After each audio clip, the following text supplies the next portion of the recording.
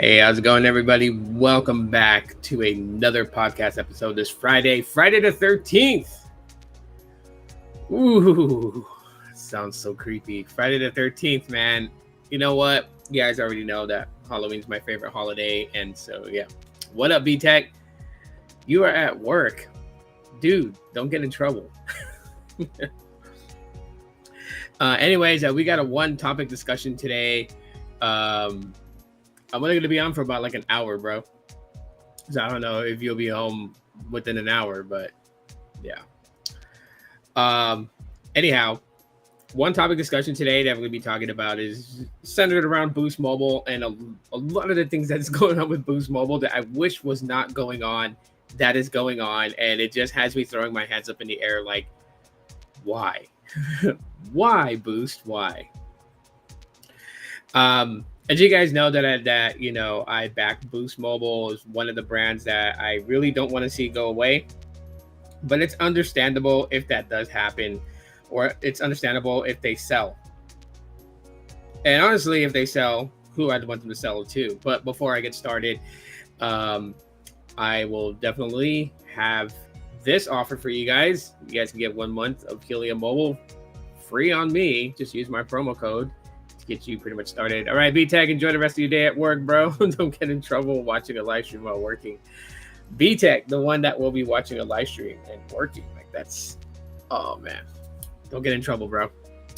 But yeah, you guys can get Helium Mobile absolutely free for 1 month on sign up. Just use my promo code when signing up. And when you're going through that process, definitely in the point where it says apply promo code, type in my promo code, and that will get you guys your first month free and get you started on Helium, where you can have phone service, literally limited talk and text. You get 30 gigs of high-speed data and all that for $20 a month. And the best part about it is there's way to earn mobile rewards, which you can apply to making your bill less or even free, depending on how aggressive you are at it.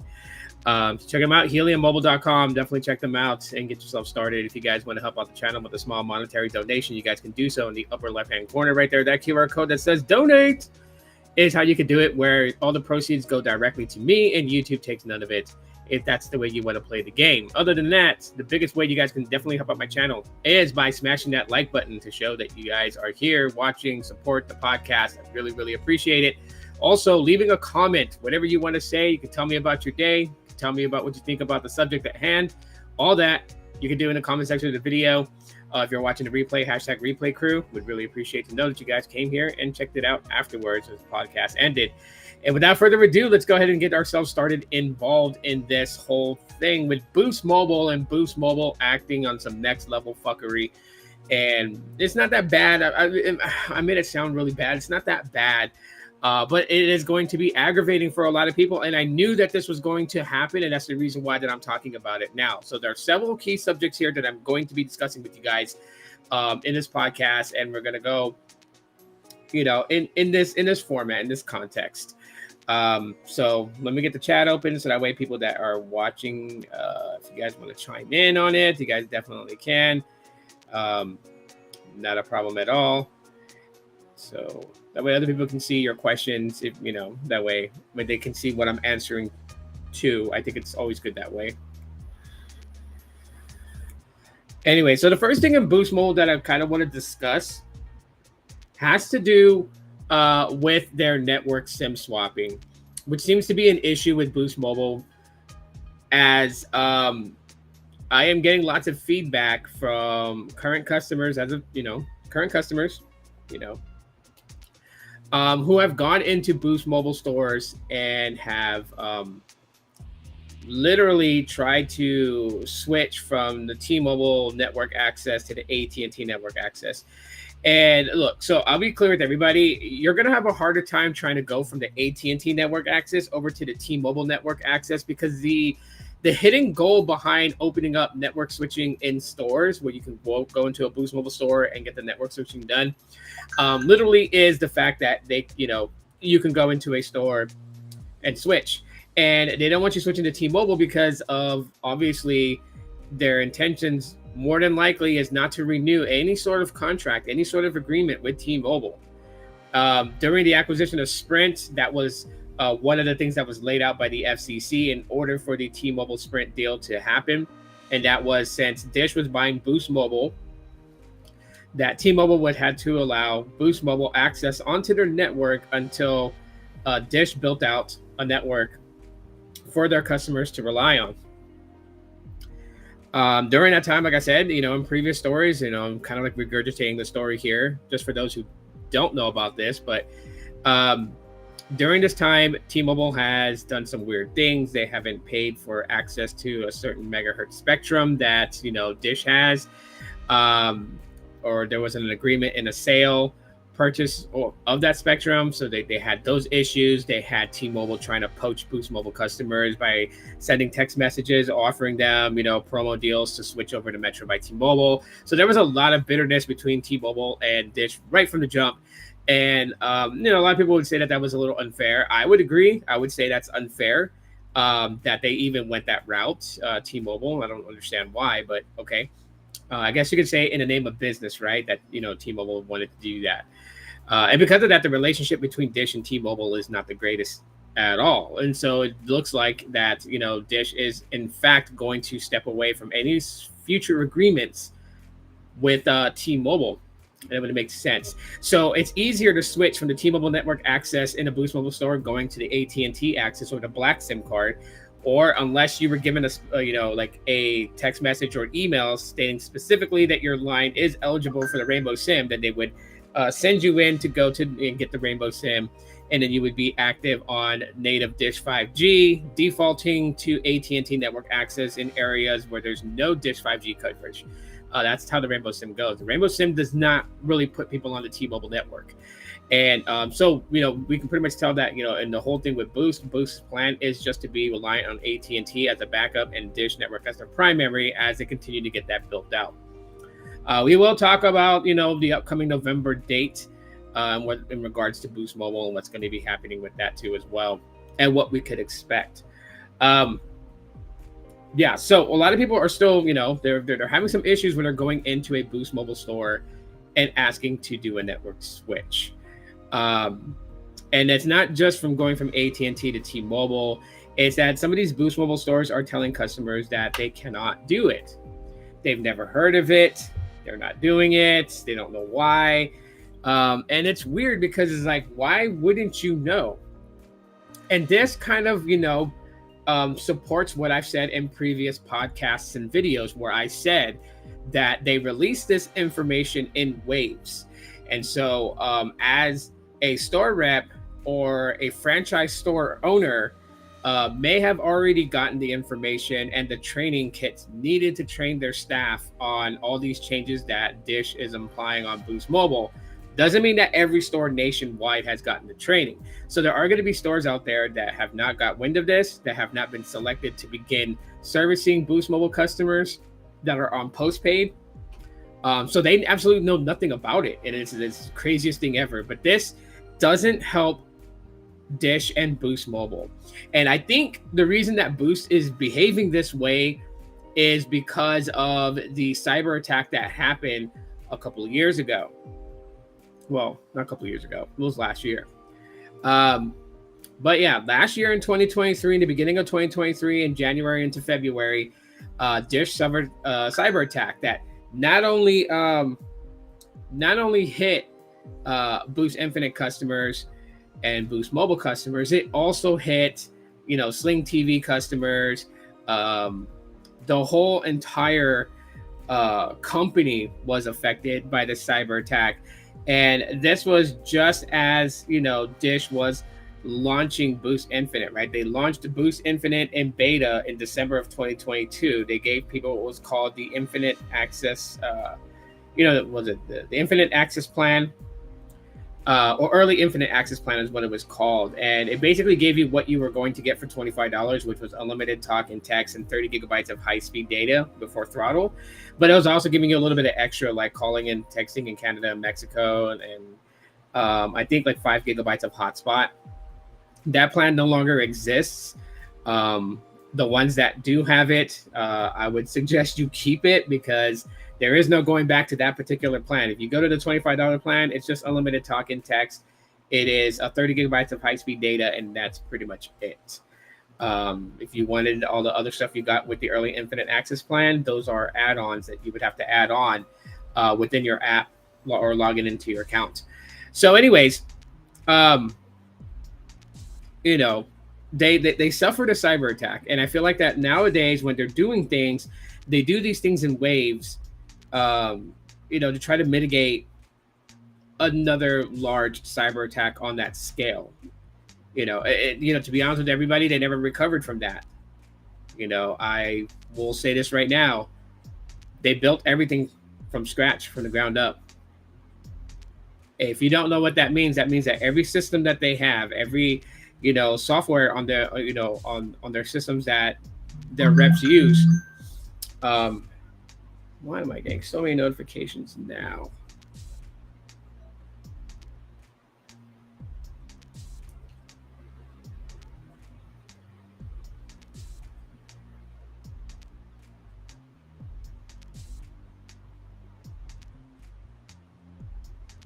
Sorry, real quick. My daughters are being weird. Anyhow, yeah. So they've been very sketched about how they release out information and everything like that. And so because of that, they do this where they release information in waves.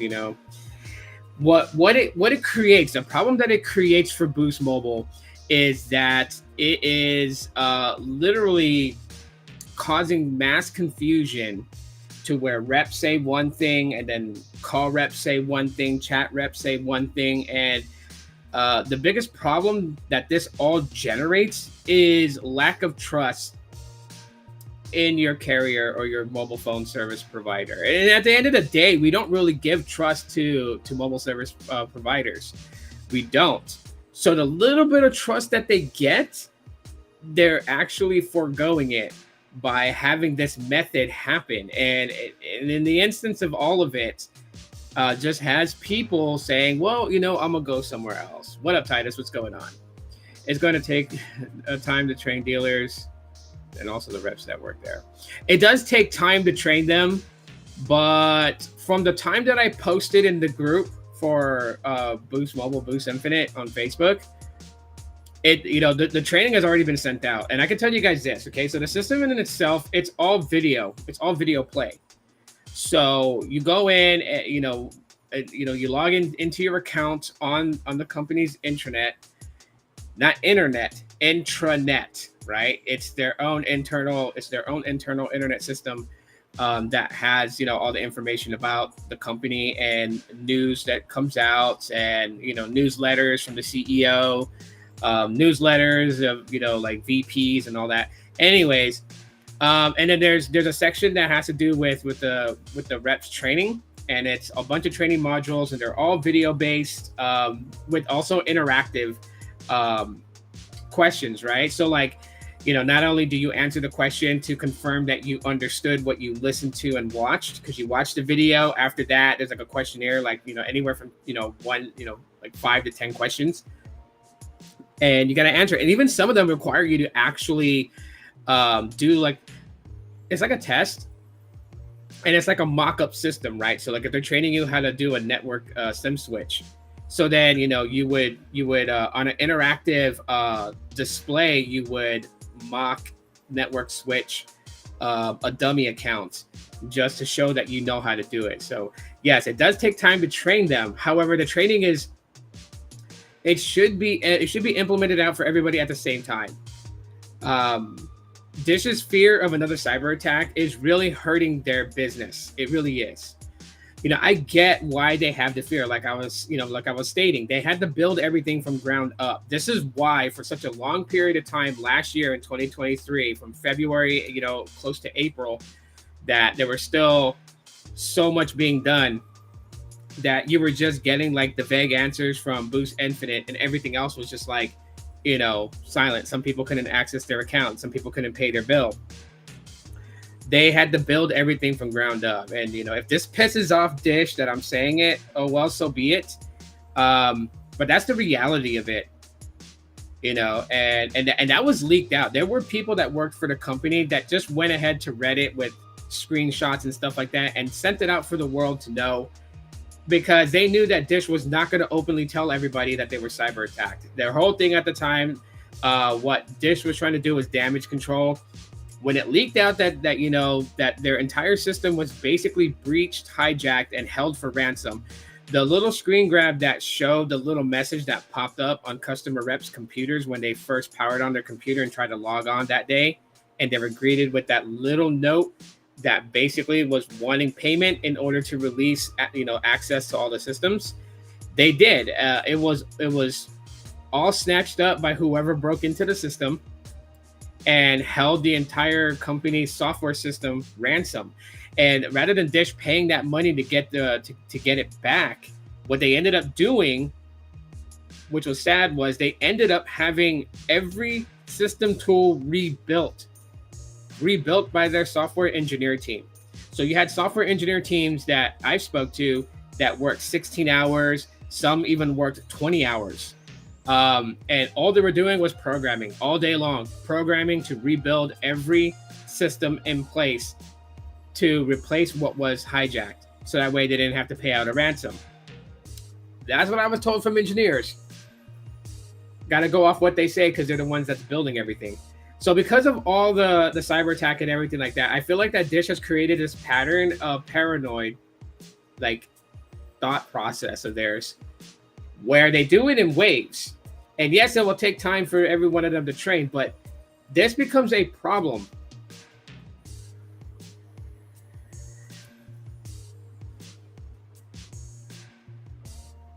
Boost also needs to give the stores the right SIM. I needed a SIM, and the store only had the SIMs that could be used on prepaid. That's interesting because their SIMs are cross-platform. Doesn't matter if you're postpaid or prepaid. Now, if it was one of their older SIM cards, then I can see why it wasn't compatible. But between prepaid and postpaid, it's not, because I've had like 5 or 6 different SIM kits from last year from Boost Mobile Prepaid, because this is right around the time where Boost Mobile Legacy was merging into Boost One. So this is when Dish changed the prepaid side and called it Boost One. And a lot of people that were on legacy accounts got merged over, because I still miss it. I still miss my Boost Mobile Legacy line because it was a free line. During the pandemic, I signed up, you know, for the ACP program. At the time, it was called something else before they called it ACP. But it gave you free phone service. Because I had government medical insurance, I qualified for it. And then they were supposed to take it away from me in, I think, the 2021 or the beginning of 2022. They were converting it to the ACP program. So you were only supposed to get a discount off your unlimited plan, not the whole thing free. But they forgot to do that to my line, so my line remained free for like an entire year before they converted everybody from Boost Legacy over to Boost One. But anyways, but you know, the SIM kits that I had for Boost One, I used one a couple of months ago to activate on Boost Mobile Postpaid, and it worked. So if it's an incompatible SIM card, it has to be an old one. And a lot of these stores do have a lot of backstock in old SIM cards, and a lot of them don't really understand the differences between the SIM cards. Like they read and they kind of process what the difference is, but to them it's like it's all Boost Mobile. So even if they use an old Boost Mobile SIM card, it should work, and that's furthest from the truth, right? It's not going to work. So. But again, the level of inconsistency such as that really tarnishes and hurts, you know, Boost's image. No carrier has 100% trust from their customers. But if you're only given like 20% trust from your customers, and then you have this level of like, you know, this rep knows this and that rep knows that, but they don't know what each other knows, then, you know, it suffers. It suffers quite a bit. And, you know, that makes a customer not trust them. Not even 20%.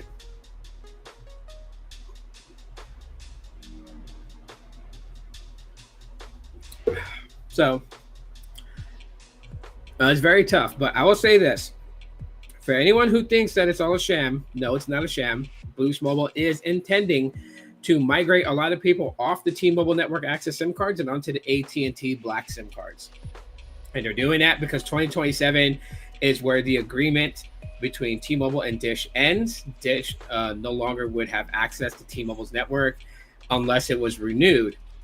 I don't think Dish has plans to want to renew any type of deal with T-Mobile, who has been actively and aggressively competing against Dish and trying to bury Dish and to make sure that Dish and Boost just sinks and falls. So they have a good standing and a good deal with AT&T, and they're going to continue that route. And so, yeah. So it would be harder for you to go from the AT&T SIM to the T-Mobile SIM, which some people would prefer because T-Mobile has a better access in their area than AT&T does. You'll have a better chances going on to the Dish Rainbow SIM if it's available in your area, but if not, the AT&T SIM is where it's at. So I would advise that if AT&T is bad in your area and Dish has no plans in building in your area in the foreseeable future, then your best bet is probably just to go elsewhere. There are a lot of other companies out there that offer a similar plan to the base plan on Boost Mobile, which is $25, unlimited talk and text, and 30 gigabytes of high-speed data. Mobile X is one of them that has a plan, and they operate on the Verizon network. Helium Mobile is another one. They're actually $5 less. They're $20 a month. They operate on the T-Mobile network. And in the description is a link to Helium Mobile and my promo code to get you your first month for free. But this is where I would recommend people that's on the T-Mobile network access that do not want to go to the AT&T network access and do not have Dish native 5G access in your area. Then if you want something similar to what Boost Mobile was offering, Helium Mobile offers the exact same thing: unlimited talk, unlimited text, 30 gigabytes of high-speed 5G data or LTE data, and then you're slowed down if you go over 30 gigs. Their throttle is a little bit better because you're slowed down to 1 megabit per second if you go over 30 gigs. It's when you cross 40 gigs of data use is where they slow you down to 512 kilobits per second. It's $20 a month, fairly cheap, and there are ways you can earn mobile tokens on Helium because they are a crypto service-based phone service, and you can earn crypto on it, and you can use that crypto to pay your phone bill. So technically, you can actually make your phone bill free out of your pocket per month, but that's a whole totally different thing. And they use T-Mobile's network. That's who their default network access is T-Mobile. So, yeah, that's a very, very tough spot for Boost Mobile. Now, Boost Mobile is also in the rut really bad, and that has to do with what's happening in November of this year. Basically, the loans that the company Dish has as a business is called on, which means that they have to figure out how to pay it back. If there's any refinancing options that they're able to do, they're going to have to try to put those in play. But at the end of the day, it looks like it spells bankruptcy for Dish. And a lot of people's first thoughts of hearing bankruptcy for Dish and Boost Mobile means that Boost Mobile is going to shut down. I highly, highly, highly doubt. I'm like 99.9999959% sure it's not going to shut Boost Mobile down. As a matter of fact, Boost Mobile is not going anywhere. What initially happens once this whole ordeal happens with the whole bankruptcy thing, there's two options that Dish can do. They can file I think it's chapter 7 or chapter 13 bankruptcy. I forgot which one it is, but they file for bankruptcy, and then what they have to do is they have to recalibrate their finances in order to pay back the business loan that they have, the debt that they've accumulated, and to restructure a lot of the other things that they have going on. So that means if they're going to sell Sling TV away, they're going to sell that. One of the things that they can end up doing is selling Boost Mobile as an entirely. But I don't think Dish would do that, and here's my reasons why. The reasons why I think that Dish will not sell Boost Mobile is because they've already built out a O-RAN 5G network for it. And Dish is not stupid. In my time of working with them, the writing was on the wall that satellite TV was out the window. It was a dying field for them. It was hemorrhaging money. They were bleeding out profusely from just satellite TV. That's the reason why that they opted and got Sling TV. And Sling TV is a app streaming service for TV and movies and such. Is because they know that everything is going to mobile phones, which is the reason why they agreed to become the 4th carrier in the United States, taking the spot of Sprint. They decided to do it because they know that there's money in the telecom industry rather than, the satellite TV industry. So their satellite TV that's going away. On top of that, Dish has a very good footing to kind of rival T-Mobile, and I think this is probably one of the reasons why T-Mobile is a little bit anal towards them, is because Dish has their own satellites. They have launched satellites in orbit. They have satellites out there, and if they wanted to build satellites and launch them into orbit to allow for iPhones, which also makes sense why Dish would be more friendly with Apple when it comes to supported devices, is because they can offer 5G connectivity on their O-RAN built network, which is 5G SA or standalone. There's no, it's not at all built as a non-standalone because they don't have an LTE system behind it. It's all 5G dependent. And then they could absolutely kind of go with what T-Mobile and Starlink has as a combination. And they wouldn't have to combo with any other company for satellite connectivity for iPhones. And even for future Android devices, as the Pixel 9s can also do this too, which is a connection to a satellite on an SOS mode.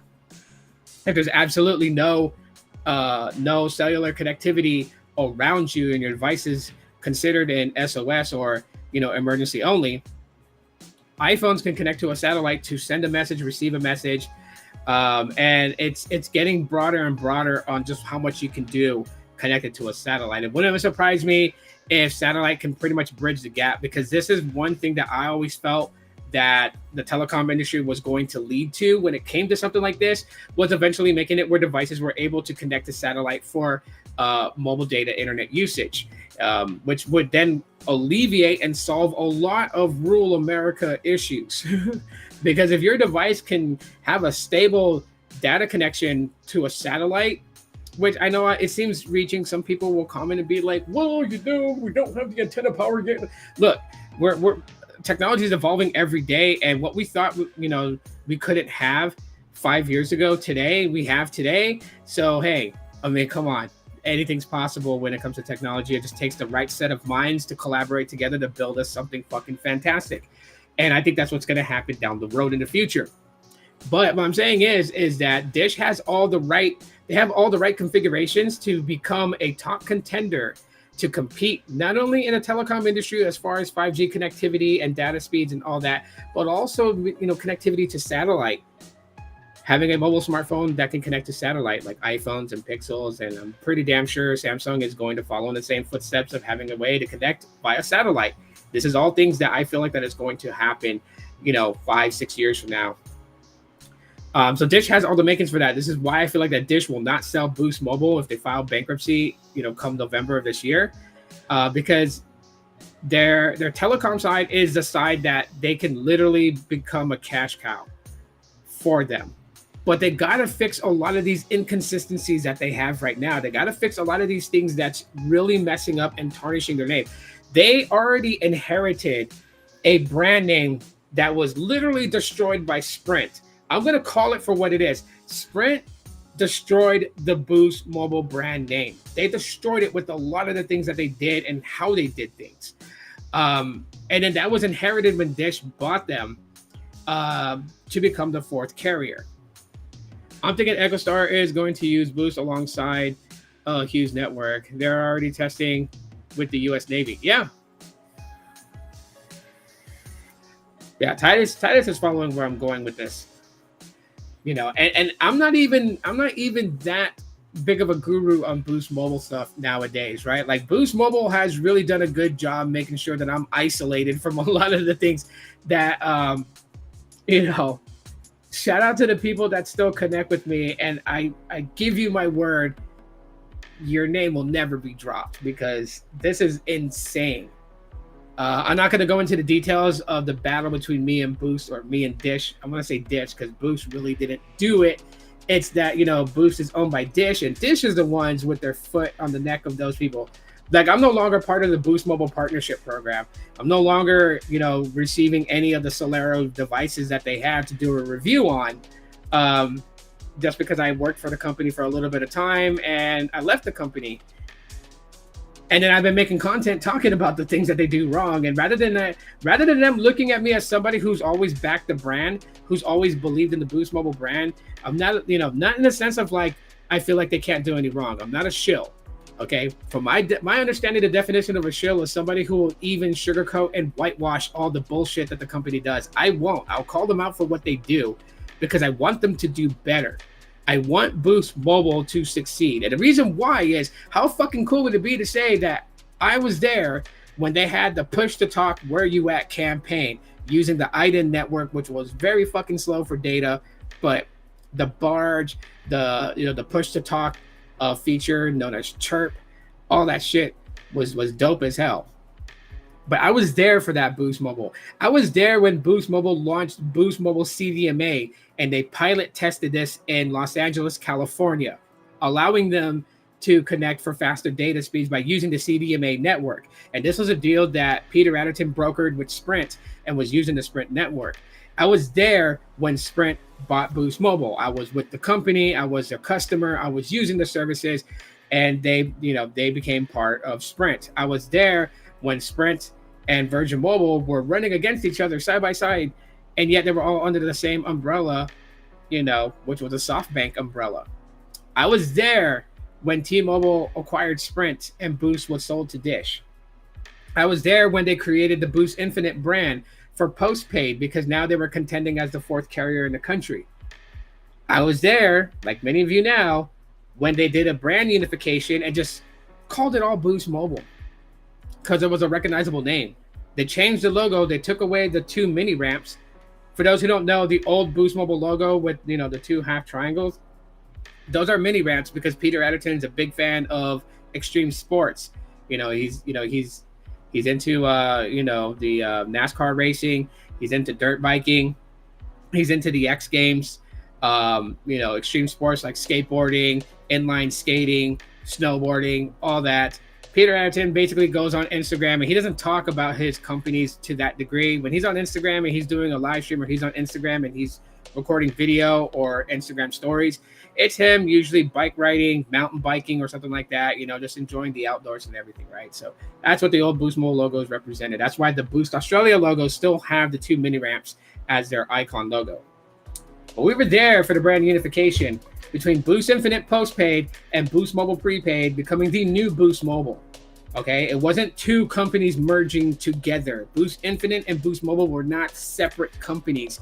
And everyone was so confused by that because you had reps who would just call it that because they don't understand the differences between two brands under the same company becoming one thing.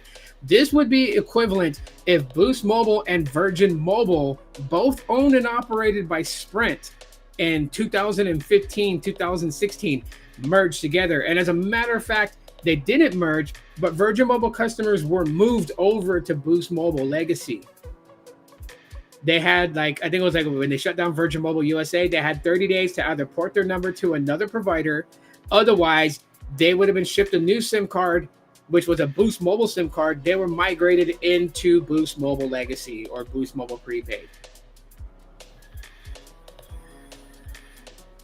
A lot of Virgin Mobile phones became SIM unlocked, so that way you could just put the Boost 4G CDMA SIM card into them, and they would run and operate. But it was still funny because when you powered on your phone, you would still get that little jingle, the Virgin Mobile,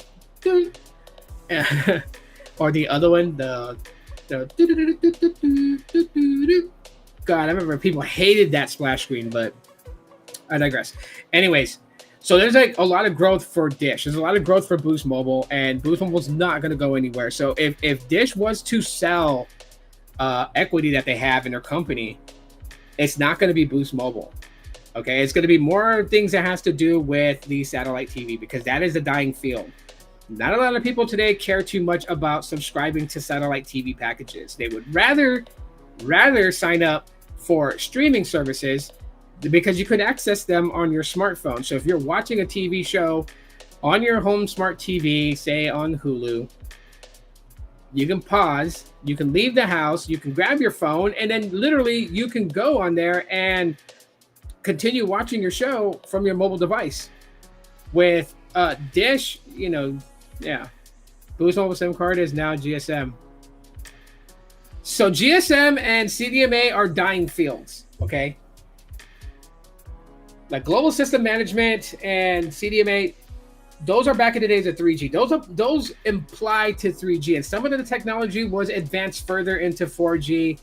But the way that I recognize it is that it's 5G and it's 4G, and that's it.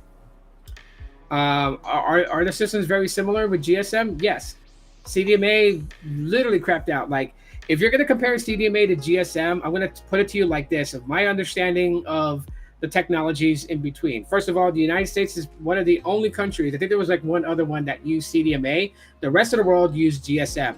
But secondly, CDMA had faster data connectivity speeds. They did. They had more channels per line of access connectivity at a faster rate. The problem was the adoption of it.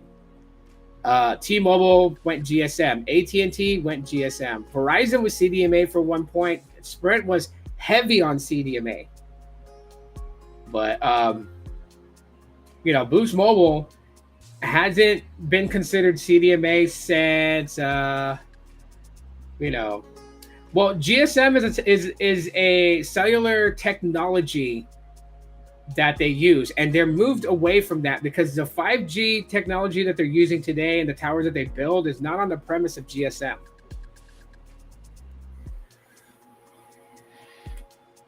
So everything is a little bit different now. I think the name GSM becomes synonymous with a SIM card and it being easily moved from one device to another, and that's not exactly what it is here. You know what? We'll break it down so I can let you guys know what it is. Okay.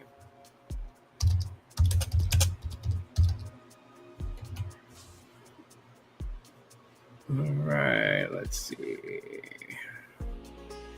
So we'll just go with the first link here, and we'll just have a breakdown of it, and that way people can understand.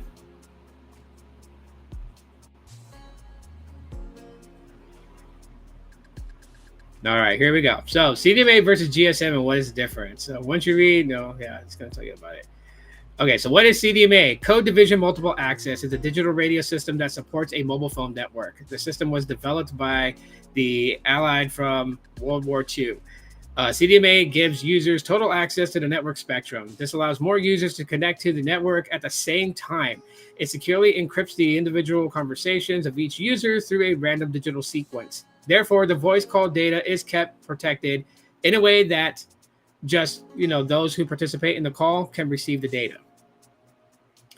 GSM, Global Systems for Mobile Communications, is a time division technology that breaks a transmission signal into separate time slots for each device. CDMA is code division, meaning that the users are separated by a specific digital code. GSM was first created in Europe by the Telecommunication Standards Institute during the 80s.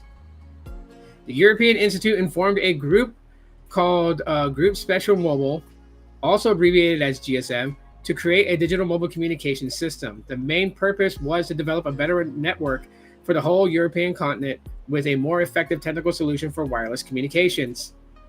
So that is the difference between them. We're not really dependent on that anymore because everything is moving towards voice over LTE, voice over 5G. So we're not really being dependent on older cellular communications unless we absolutely have to for voice calls. For text messaging, this is the reason why on the Android side it's so important that we're moved to a much newer system than the archaic SMS, which is RCS messaging. This is even why that Apple has been heavily pushed to support RCS messaging, so that the way there's a cross-platform messaging system in place than the archaic SMS.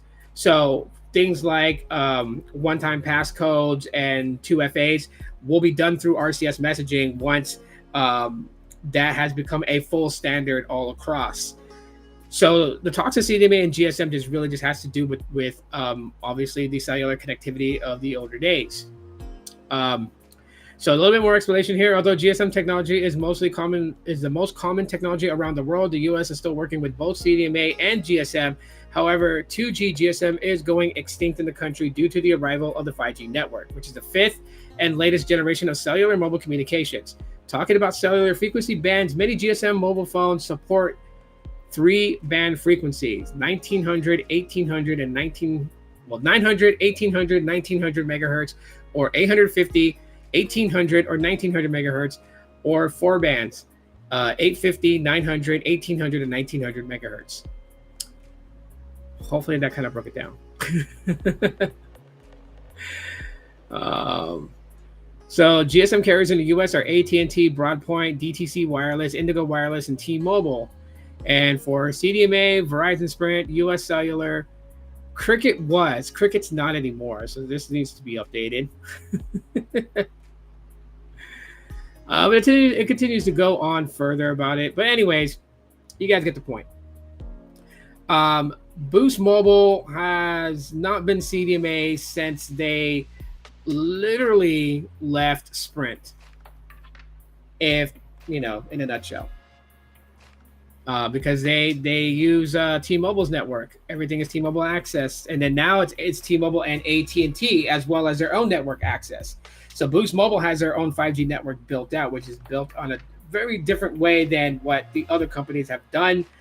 It's a cloud-based 5G, and you know, at this time, it's active in a lot of metro cities. It's not active in rural areas just yet. And it's the reason why that if you sign up with Boost Mobile, if you're in an area that has native Dish 5G coverage, you'll get the Rainbow SIM card, because when you leave the native 5G coverage from Dish, you don't just fall off into, you know, like no service type of thing. You automatically drop to AT&T's network, which is almost similar like a roaming agreement, except that, you know, Boost has an MVNO agreement with AT&T, so you won't be racking up like huge roaming charges for the carrier. This is the reason why that roaming was very limited by carriers, because while they did have a roaming agreement with other carriers to use their network for their customers when their service is not available, it was a charge that the carriers had to pay to the carrier that was hosting the roaming party. So anyways, of all that, you know, going back to topic, of all that, you know, that's why I feel like that Dish is not going to shut down Boost Mobile. So anyone that's in a panic of, oh my God, Boost is going to shut down, it's not going to shut down. If Dish is forced to sell Boost Mobile to make the money that they need to pay back the debts that they have, then they're going, you know, then they would sell it.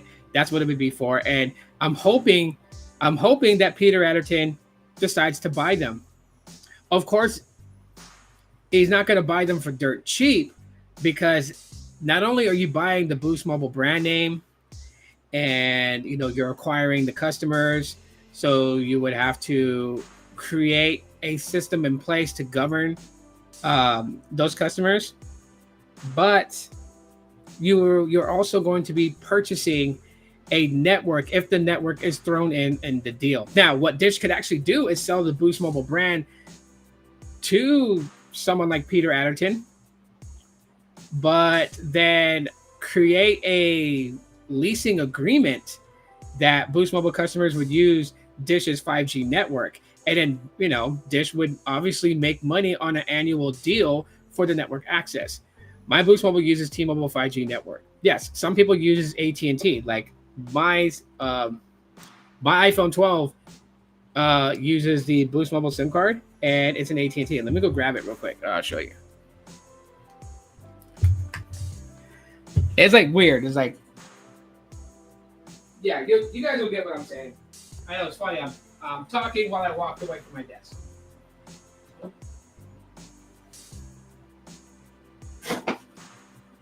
So anyhow, now that I'm back on my desk, okay.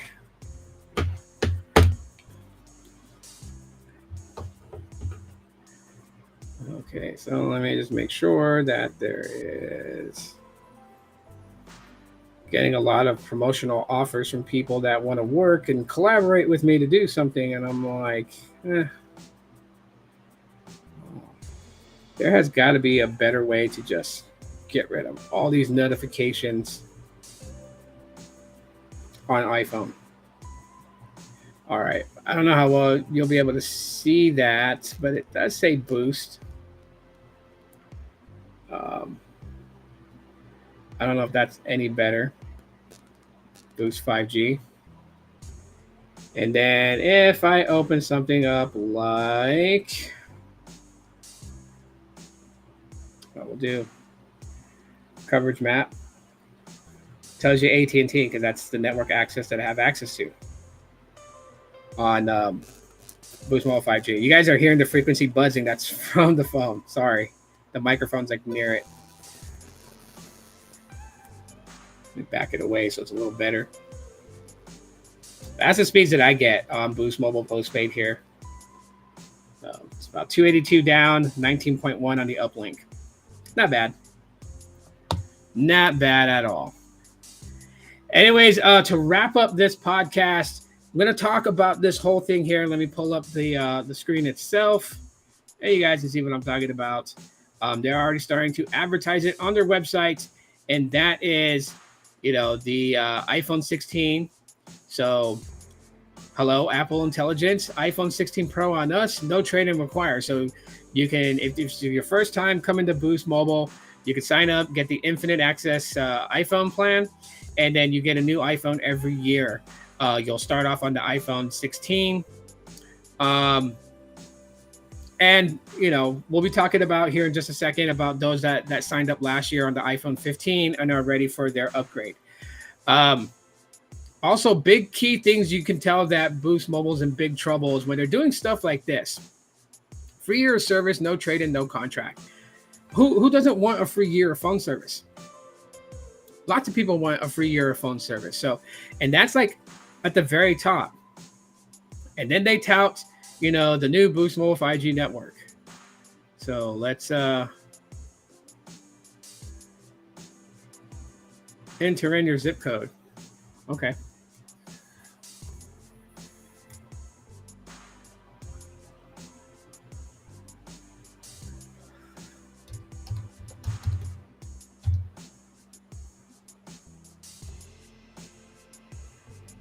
There we go.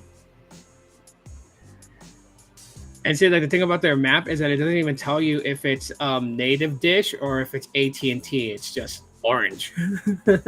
It's just orange. But okay. Let's try this zip code 96818. Sorry, I got a little geeky right now, so but they got coverage there. All right. Not far from where I used to live. There's the international airport. I lived around in this area.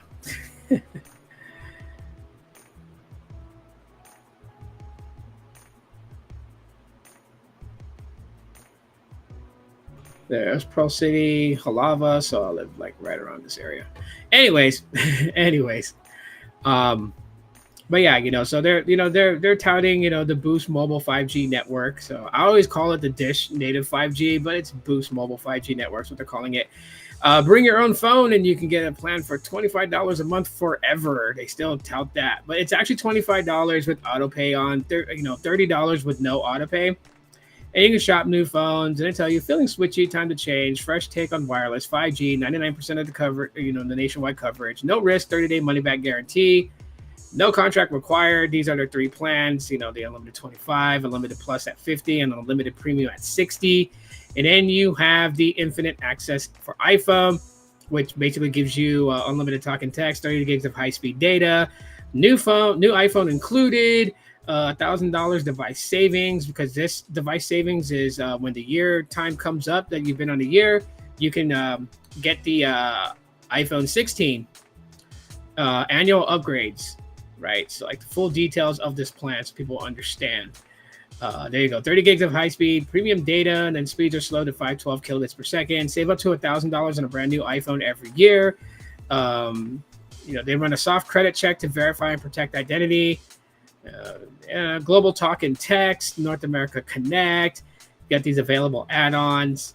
So yeah, Now, from what I'm told is that you don't have to surrender in your iPhone 15. That $1,000 credit is given to you when it's your annual credit time. Annual, 1 year, which means that if you signed up in June of 2024, according to what I'm told, if you sign up in June of 2024 and you go with the Infinite Access iPhone plan, then it's not until June of 2025 that you can upgrade and get the $1,000 off on an iPhone 16, which around that time you'll be coming close to the iPhone 17. So this is what I'm told. I'm getting different feedback from different people that has went ahead and upgraded to the iPhone 16. Some try to do it online. Well, they try to do it online from their phone or from the app or from their account online, and there was an error checking out. But the moment they called via phone, so not chat, but phone, into Boost Mobile and talked to a live rep, they were able to complete the upgrade process, and their iPhone 16 is going to be sent out to them after, or it's going to be sent out the day of September 20th, or should arrive, something like that. But anyways, so what happens if you choose the Pro model and it's above the $1,000 off? Well, that means you pay the difference. You pay the difference. For what my understanding was that these devices are leased. That's why I was always thinking under the premise of is that you had to take care of the iPhone 15, because if you wanted to upgrade to the iPhone 16 when it became available, you would have to surrender back the iPhone 15 because, you know, it's leased. It's not an installment billing. That was my understanding. There's a difference between a lease and an installment billing. Installment billing is that you're paying for the phone. Say if it's a $1,000 phone, then you're paying monthly installments to meet the value of $1,000 plus tax to pay off that phone. Leasing is where you're going to be given the phone. You're going to make monthly payments to use the phone, but the phone is not yours. That's my understanding of leasing versus installment paying. But you know, some people are saying that they didn't have to give back their iPhone 15. That's shocking. But hey, I mean, if that's what they said, that's what they said. If that's not what they were supposed to say, and they still gave you the iPhone 16 and it's on its way to you, and now you're keeping the iPhone 15 and the iPhone 16, more power to you. I wouldn't complain so much before you put yourself on the radar and then they request the iPhone 15 back. Because the way that I saw it was like one person contacted them and they were told that they wouldn't be able to upgrade until they sent back the iPhone 15. Once Boost received the iPhone 15 back, then they will ship them the iPhone 16, which I thought was stupid. I don't know why the rep told the customer that. That's pretty idiotic, because you're asking a customer to be without a phone service for like a week and a half, because it will take 3 days for it, minimum 3 days, to reach the warehouse. Then it will probably take another 20 to 48 hours for the warehouse to actually scan the package in that they received it, inspect it, and then mark it cleared or not cleared. Cleared meaning that it's cleared of all damages and extreme defects, right? Like they expect a little wear and tear, a scuff here and there, a little key scratch on the screen, not a big deal. But if they see like a dent on the side rail, a cracked back glass, a cracked front display, Face ID not working, the charging port bent or damaged, any of those things they see, and they will mark it not cleared, and then you're supposed to get charged on your bill for that phone. Of course, I have issue with that, because if you're going to charge me for the iPhone 15 because it didn't meet the requirements as in good condition given back to Boost Mobile, if you sent me the iPhone 16 and you're going to charge me for the iPhone 15, then you might as well ship me the iPhone 15 back, because I would not pay a single damn dollar until that phone was back in my possession. Because why would I pay for the iPhone 15 if it's not going to stay in my possession and Boost is going to keep it? Why? I already know Boost is going to get it refurbished, and then they're probably going to have like a lineup of iPhone 15s that are pre-owned, and they're going to start selling those again. Because you guys notice there's no pre-owned devices yet on Boost Mobile, right? They took those away. They'll eventually come back. Mark my words on that. But anyways, so now is the time to actually do it. The day of the iPhone 16 announcement was not the day to call into Boost Mobile and start the process of upgrading to your next annual iPhone upgrade. It's more of just like get ready to do it, because as of now, people are starting to report that they're able to actually call in and get the order placed for their iPhone 16 that they want to upgrade to. And they should be seeing them come September 20th. So with that being said, if you're curious about upgrading, contact Boost Mobile customer care reps via phone, your best chance. And if you get a rep that doesn't know anything, don't just let that be the be all end all conversation. If you feel like that the rep doesn't know what they're talking about, you don't have to be rude towards them. Don't be a fucking dick about it, but just be like, oh, okay, well, thank you for your time. Hang up with them and call back in and get a different rep. I know people don't want to do that, but if you want the better accurate information, and if you want to make sure that things are on the up and up at this time, because Dish and their paranoia with the cyber attack and how they do things and how they train their employees, I would rather call in 2 or 3 times. It's a pain in the ass. I know it's a long wait. I get it, right? Some waits are like an hour long. But I would rather talk to somebody that knows what they're doing than to continue doing business with somebody that's unsure of themselves. Because a person that's unsure of themselves could potentially fuck your account up really bad. And then you're going to be even more pissed, especially if they made a change on your account that affected something that you had that is no longer offered and you didn't want to lose it, i.e. the early infinite access plan, right? Say, if you want to upgrade a phone, not on the infinite access plan, but, on the early infinite access plan, and you didn't want to lose that. And you called in and you wanted to order a new iPhone 16 and you're going to pay out of pocket for it or whatever. But they start fudging around with your account. They do a plan change so they can get you a discount. And then now you lost a plan that you didn't want to lose because it's grandfathered. There's no way of putting you back on it. Trust me, there's no way to put you back on that plan. Once the SKU codes for that plan is deleted out of the system, there's not a way to really bring it back. Sometimes companies will keep a record of those SKUs and be able to program that onto a specific line as a save, because the person threatens to pour it out if they're not giving back the same plan. But other times they can't. There's just no way of doing it. So always be careful of who you do business with customer care. Make sure that they sound, the way that I do it is make sure that they sound confident in what they're saying. If a person doesn't sound confident in what they're saying, it's probably best not to do some heavy business with them. Doing a bill payment is fine. Asking them about a plan is fine. Asking them about a promotion is fine, because everything that they answer is off of an indexed encyclopedia for customer care reps to be able to answer questions that's asked by customers or potential customers. Okay, they don't have to memorize all this stuff. It's all there on the computer for them to access. The damn thing works like Google. You don't even have to browse chapters. It's got a search bar. Just type in keywords. It's a little bit different than Google. You don't want to type, how do I do a SIM swap on an iPhone 16? That's too much. Too much for their encyclopedia. But what you want to put to get the best answer, and this is for care reps who happen to watch my video, here's a little tip for you guys, is just use keywords. SIM swap, iPhone 16. And you will get an entire layout page that tells you how to do a SIM swap. And then it will also highlight what you need to read about iPhone 16, which don't have physical SIMs. So you won't be sitting there looking like a dumbass, being like, I'm going to get that physical SIM card ordered out to you, sir. It's going to be shipped to you in about 1 to 2 business days, and you should receive it by the end of the week. And then you ship them a physical SIM card, and then they're calling back in. I don't see where I put this card in. And it's like, yeah, that last rep didn't mention to you that your phone doesn't have a physical SIM. And then that person is just going to yell, oh my God, I just thought of something that happened to me last year. Just fresh in my mind. It was one of the mistakes that I made. I'm not perfect. I've made mistakes before. I tried to send somebody a physical SIM card for an iPhone 14.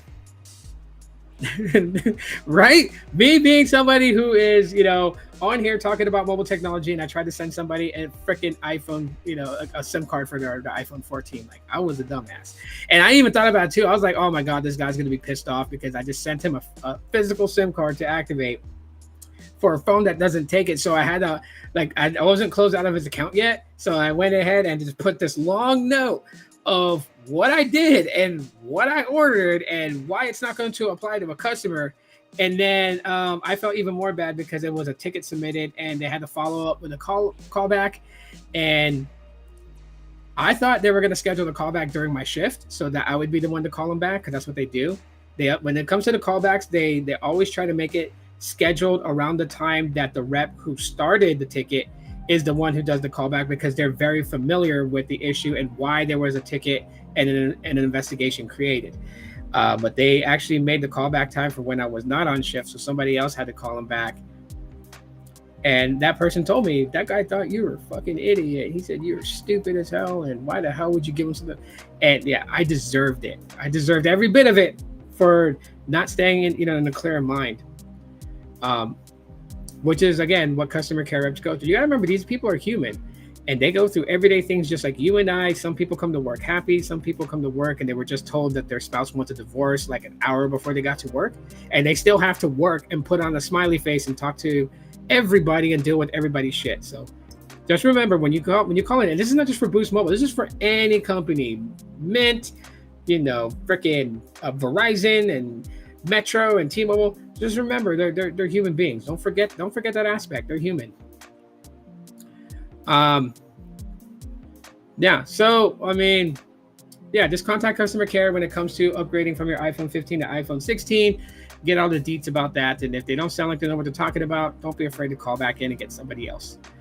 And that pretty much covers it for today's podcast. Lastly, if you're somebody that's on this platform called Clapper, which is like a competitor thing to TikTok, it's the max videos you can make is 3 minutes. I am on there. I am about to hit a month being on that platform in 5 days, and I'm already at 123 followers. So shout out to 123 followers on Clapper, and 298 likes, and I'm following 31 people. So anyways, I post all kinds of things there because it allows for different types of video posting. So it's not like I don't just have to stick to tech. Like, as you guys can see, like I have my little tech mini clips there. I have Pokemon Go gameplay there. I have pro wrestling, vlogging. So there's like mini series for each thing that I like to do, and I'm able to just do that all on that one platform. So if you happen to be on Clapper, link in the description. You guys can follow me there. If you're not on Clapper, you want to check it out, and you do sign up, don't forget about me. Link in the description. You guys can find my channel on Clapper. I do go live on there every now and then, so just kind of want to keep that in mind. Anyways, I was a customer. She was a customer service rep. Yeah, I had a lady who cried on the phone with me, and she thanked me because I was so nice to her. And I was a customer. She was. Yeah, there are. Trust me, there are people that go very bad. There are people who sometimes I don't even understand how people can live with themselves. Like, how does somebody go? Well, I can't say on an open live stream what they said. But that's how bad it was. If I said it on this open live stream, I would get banned. But yeah, people do some very terrible things on there, and calls are back to back. If you guys don't know, so if I'm logged in, like say, I start right now at 12:51 p.m. my time, and I clocked in on my computer, and on my soft phone, I hit ready to take calls. Beep, call comes in, customer, deal with them, notate the account, hit save for the notations on the account of the interaction. And the moment that I release, beep, another call's right behind it. You don't really get time to breathe. Some people will use what's called after call or after work. It's like a 2-minute window. It's meant to allow you, like if you have like a lot of things to notate, it allows the rep an additional 2 minutes to continue typing out notes before taking another call. Some reps use that as a little 2-minute window to take a deep breath when they're yelled at. Most of the times with teams that I've ran, I've always made it clear that if you've had a very bad call, put yourself in after call, come to me really quickly and just said you had a bad moment and you need a breath, and I will put you in coaching. That was always my thing. I always got yelled at from my bosses for that. They always hated me for that, because I'll tell them, like, put yourself in coaching and then go ahead and go to the break room, or you smoke cigarettes, put yourself in coaching, go to the break room to the smoke area and have a smoke, have 2 cigarettes, just be back in 10 minutes. And I would get yelled at for that. They'd be like, don't let your people go in coaching. That's screwing up our metrics. I'm like, yeah. I can't have them use their break code because the system calculates the break code. This is how we know that people took more than 1 break. And this is how we know that they went longer than 15 minutes, because the moment that you're on your soft phone and you switch to break, the moment that you click the drop down and click break, your break time starts. You'll start seeing a count. If you come back to your desk and it says, 15 minutes and 23 seconds, you're late. The moment it switched from 14 minutes and 59 seconds to 15 minutes, you're late on your break.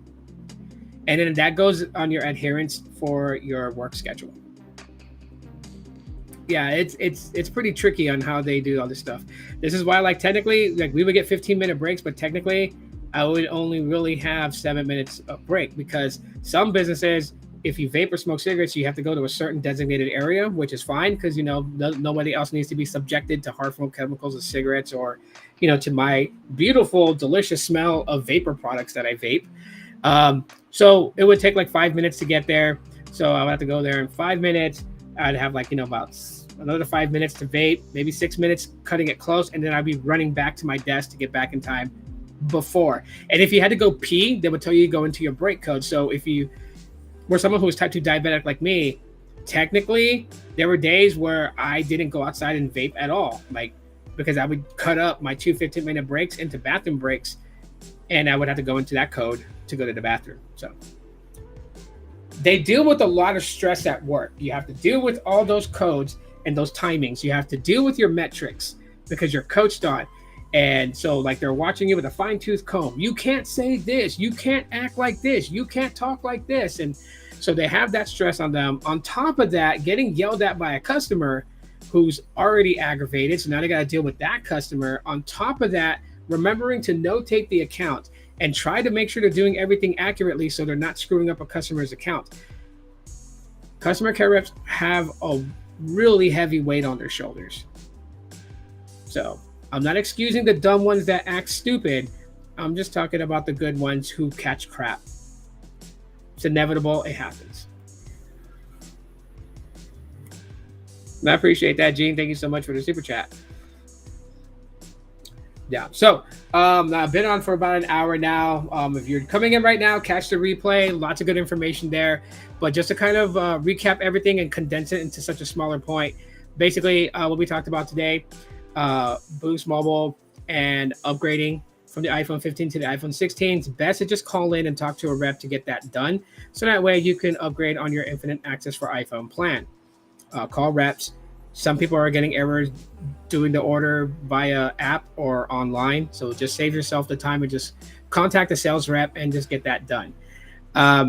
We talked about the possibility of what happens after November with the whole bankruptcy and what would most likely happen. And that's literally that, Dish would end up selling off Dish TV and maybe even Sling. And we'll just primarily focus on the telecom Boost Mobile side, and eventually possibly even repurpose their satellites or use their own satellites. What about the overseas customer service representatives? No. What about them? What about the overseas people? What do you mean? I'll take time to elaborate on this one, Gene. What do you mean by the overseas people? On the prepaid side, because they have used overseas people for the prepaid accounts, but postpaid accounts has always been done in the United States.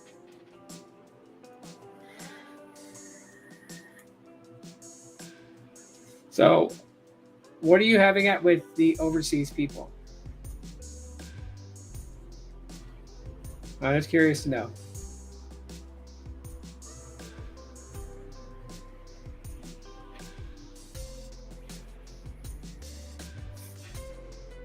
Because the overseas people, yeah, they are horrible. How so? Elaborate. I'll give the live stream another 10, 20 minutes more. Ooh, shit, I hit my desk. Everything just rocked on my desk right now. I was like, all my pixel boxes up there just started wobbling. What do you mean by they're horrible? Like, I'm giving you the time to type it out. The postpaid uses overseas. Not true. Prepaid used overseas. The customer service reps that were with Boost Mobile Prepaid for the longest time that were outsourced were used on the prepaid side. When Boost Infinite launched, it's all here in the US. The call centers that were used, there's like 3 of them on the East Coast, like on the border East Coast, like bordering the Atlantic Ocean. 3 of those states had call centers there. There's like 2 or 3 in the Midwest. There's 1 here in Phoenix. Those aren't overseas. Okay, but like, what do you mean they lie and they don't give incorrect information? Like, did they lie about the last 4 digits of the card you have on file? Because then I can see that as a blatant lie because they can read the last 4 digits of your payment method. If you're referring to like a promotion and they misexplained it, happens to everybody. Being a foreigner has nothing to do with that. If you're saying that they said that they've never heard of the infinite access for iPhone plan, they could be a dummy. I don't think they intentionally lied. Like, give me an example of what you mean by like that they lied. And I'm curious. You've opened Pandora's box. Don't backpedal now, Gene. Don't backpedal now. I'm curious to know why people hate overseas reps so much. I see that a lot when it comes to these types of things. And you know what? Like, you didn't put your, you can't say I'm putting you on blast. You put yourself on blast by making that statement. So I just want to know, like, I picked the brains of everybody that says something that I find interesting because I really want to know. I really want to know what it is. And is it that the rep has to do something in order to piss you off first? Or do you already have it like a prerequisite in your mind that if you hear somebody with a dialect or an accent that you automatically just start to dislike them because you're like, they're going to lie to me or they're going to fuck up my account, and you're already on that premise? Because I can tell you how many people that I've worked with at this call center here in Phoenix that have accents. And people always assume that they were overseas.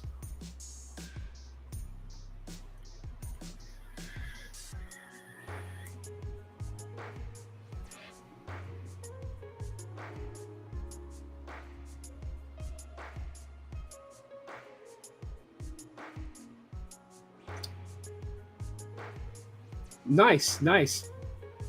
Enjoy your iPhone 15 Pro. Bigger screens is not for me either, so I agree with you there.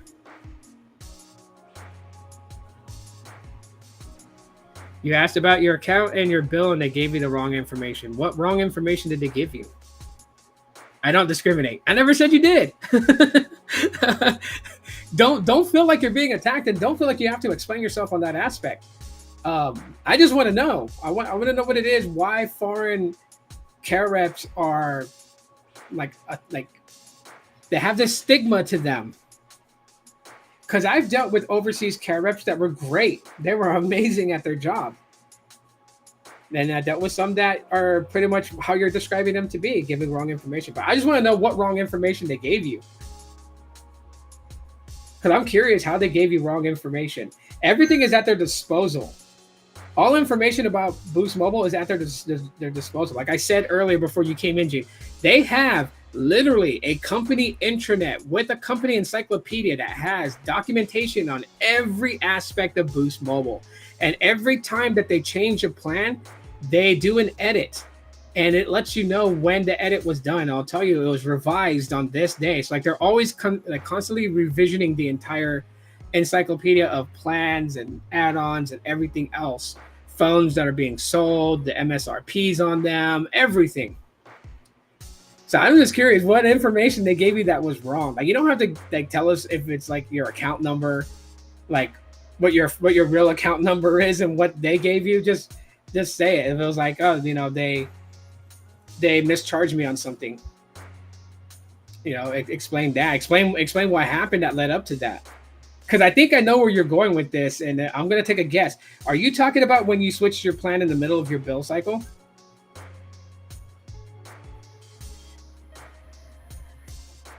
Because I remember you posting on the group about that. And I think I answered your question on there as to why that was. So if you're talking about the time where, which was recently, where you down, was it you? No, you upgraded your plan. You moved from the early infinite access plan that was $25 to, I believe, the unlimited plus plan, which was $50. They always put you on hold every time you ask a question, and a 5-minute call takes them about 15 to 20 minutes. Well, they're also hiring new people, and new people don't really know how to use that whole. So the encyclopedia system that they use, I call it an encyclopedia because that's what it is. It's called Knowledge Base, and it functions just like Google search. You type in a search query and it digs up every bit of page, every bit of documentation based upon your key search words.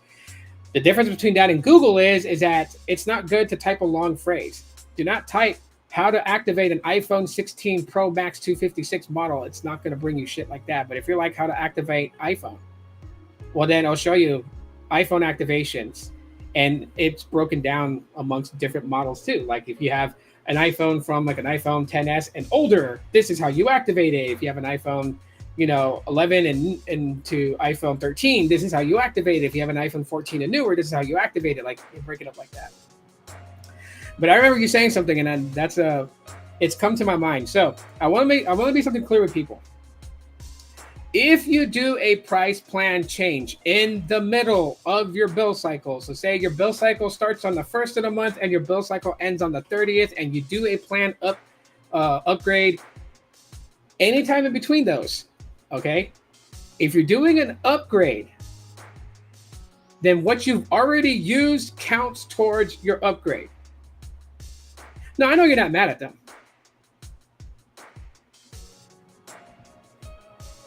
Some do, because I've talked to reps that I've been on a call with them for only 7 minutes.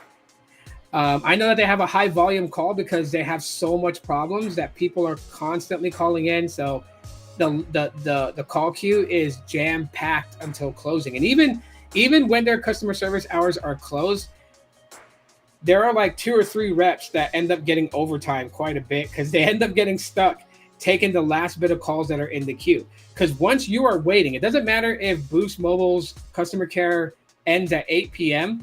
If you call at 7:59 p.m. and you're on that queue holding, and it tells you that we have a high call volume, expected call time waits are 30 minutes. They're not going to boot you out. You're going to stay on that queue. And so whoever's still working, they can't clock out until the queue is cleared. So if you're still on there waiting to talk to a rep, they gotta take your call. I would love working the night position because that's how I got really big paychecks for the overtime. Because I knew I was gonna get stuck with somebody who's been waiting in that queue. And there was a time where I was the last rep there. I got stuck on a call and it went from like past 8 p.m. And then the next call came in. And it was a quick question, and I was like, okay, I'm done. And so I finished that call, notated the account, ended the interaction, and then when I clicked out of after work, boop, another call came in. That one took 10 minutes, finished that one, boop, another call came in. I was like, oh my God, then the guy in the control center like radioed to my team lead and was like, there's still 2 more calls in the queue. So I was like, I didn't get out of work till close to 10. It was like 2 hours of overtime. It was the best. When they say that they take a number and call you back. So that's a big issue. That is a big issue, Jane. I can explain that one for you. Okay. It doesn't absolve their stupidity. So what they do when they say that they're going to take your number and call you back is they're creating a ticket to be worked on, whether the back office needs to be worked on it or they just need a little bit more time to work on it in order to fix the issue. So what happens is they create a ticket, they take your number, a good contact number. That's how they should be telling you that, because obviously they know what your mobile phone number is. But what they need to get from you is a contact number that they can for sure get a hold of you on. Because if the problem is your phone line and sometimes you're not receiving calls or maybe calls is not working, then how are they going to reach you if that's the number you leave them to call you back? But anyways, the ticket is not set up for them. Like how you go to work in a 9-to-5 basis. You got to remember, Gene, these people go to work on a 9-to-5 basis. They don't work from open to close. That's a huge shift, because that's why they have call centers in different time zones to be able to handle the volume of calls from certain times to certain times. So if a person that you talk to gets off work in an hour, they can't stay on the clock. If they said they would call you back and it would be a 3-hour wait for them to call you back, they can't stay on the clock. They got to go home.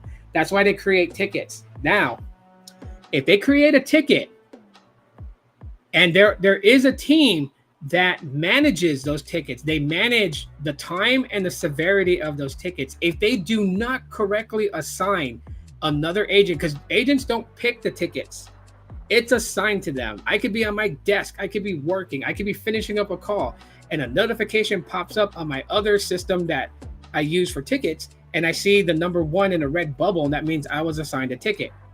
And I go onto my soft phone dialer, I switch from inbound to what's called outbound, not because I'm making an outbound call, but because I have a ticket to work. And more than likely, that ticket is going to require an outbound call. If they assigned it to the wrong person who's not there, or they assigned it for the next day, yeah, you're not going to get a call back. Even if the rep had told you, we'll give you a call back in an hour or two. No. So that's how those things get lost in the wind. Their ticketing system sucks. And I've told them repeatedly so many times, this is going to fucking fail. Because when you assign a ticket to somebody, that person may not want to deal with it. Did you know, FYI for those, I'm giving you guys insight.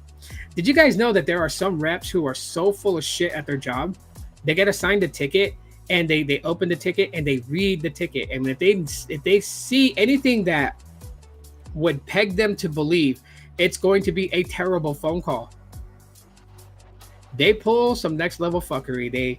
They log in to see if there's any VTO. VTO is virtual time off. They log in, they see if there's any VTO. If there's VTO, they put VTO in for the rest of the day, and then they let their team lead know that, hey, I have to take care of something, and yeah, I went ahead and took VTO for the rest of my shift. But I had a ticket. It needs to be reassigned to somebody else. And that's the hot potato effect. And it gets passed on to somebody else. I hated when people do that.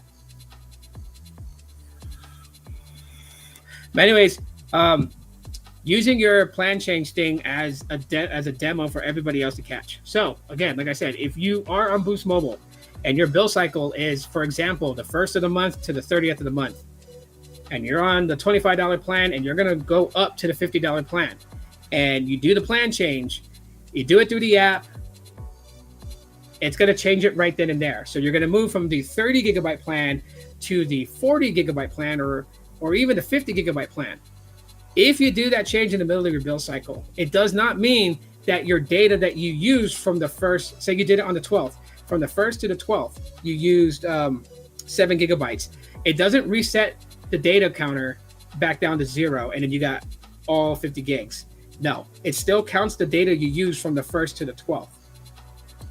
And so if that's 7 gigs, that means that if you go to the 40 gigabyte plan, you only have 33 gigs left for the rest of the bill cycle.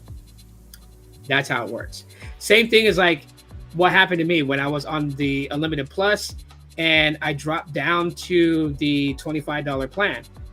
I did that, and I was expecting to have a $100 bill because they said that my new plan would start at the beginning of the next bill cycle. So I was like, okay, but it didn't. And throughout that month, I only used, I think it was 16 gigabytes of data. So when my bill cycle ended, instead of them charging me $50 for each of the lines that was on the Unlimited Plus, because I downgraded them to the $25 plan and neither line went over 30 gigs, they just ended up charging me as if I had the 25 gigabyte plan, because I didn't use any of the international calling features or any of that shit. Really, it was just texting and data. So they just charged me as if I was on the $25 plan, even though I was in the middle of the bill cycle. Yeah, they lost $25, but if I had gone over 30 gigs and I was at like 35 gigs, then they would have charged me the Unlimited Plus, because they don't do overages. They don't do overage charges.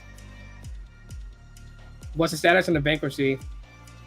No, I mean, there's no status on the bankruptcy. What I was just going over for people to understand is that yes, if Dish files bankruptcy, Boost Mobile's not shutting down. Like, everyone's feared that they're just going to shut down the system and send you an email and say, we're sorry, we went bankrupt and we had to turn off your phone service. Good luck wherever you go. That's not how they do business. No telecom company has ever done that in their life. Ant Mobile's never done that. There's just so many of them that have shut down. They've never done that. What they do is they sell. Dish still has to pay that debt. They still have to pay the debt off no matter what. So even though they file bankruptcy, more than likely what they would probably do is sell off Dish TV. They would sell off that asset to recover some of the money to be able to pay what they owe, to get themselves out of the red and back into black when it comes down to the company. Because the telecom industry is going to make them more money than their satellite TV subscriptions will. It's already proven. Internally, they know that already. If they did have to sell off everything, they will sell off Boost Mobile. Now, they could sell off Boost Mobile and say Peter Adderton could buy back the company. He could buy back Boost Mobile and then enter into an annual leasing agreement to use Dish's 5G. Or Dish could sell him Boost Mobile and sell him their already built out network. It's not going to be cheap, but I don't think Peter Adderton is going to dump that kind of money into it when he's already running Mobile X. But another company could end up buying them. Hell, freaking Verizon could opt to buy them if they wanted to. I don't think they will, though. But as far as Boost Mobile, it's not going anywhere. Now, we can't help what the next company does. If Dish sells Boost Mobile to another company, we can't help if the new company says, all right, we're done with this $25 plan. We're going to go with $50, $60, and $70 plans. And that's it. That's out of the hands. The new owners can do what they want with it. It's theirs, right? You would just have to go somewhere else. But no, they're not just going to turn the lights off on every customer. My new balance is now $76.54 for my line, plus my second line is $25. Yeah, well, of course your price is going to go up because the plan is effective. You are on your new plan. They just didn't reset your counter back down to zero, and they're not going to. That's not fair, because then technically you wouldn't be getting 50 gigs of data. You would be getting 57 gigs of data because you would have had the 7 gigs credited, and you would have the full 50 gigs to use at your disposal in the middle of your bill cycle. That doesn't work from a business aspect. So whatever you used from the beginning of your bill cycle to when you change the plan, that counts against your new plan's data allotment. So you take that amount, you subtract it by what the new plan offers, and that's how much data you have for the rest of the month. They don't do prorations and stuff like that. So.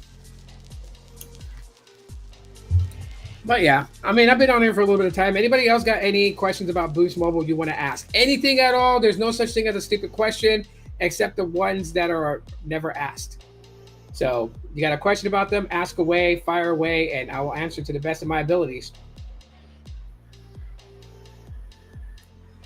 Well, that's what I was saying, Gene. So maybe I said it too fast. I'll slow it down.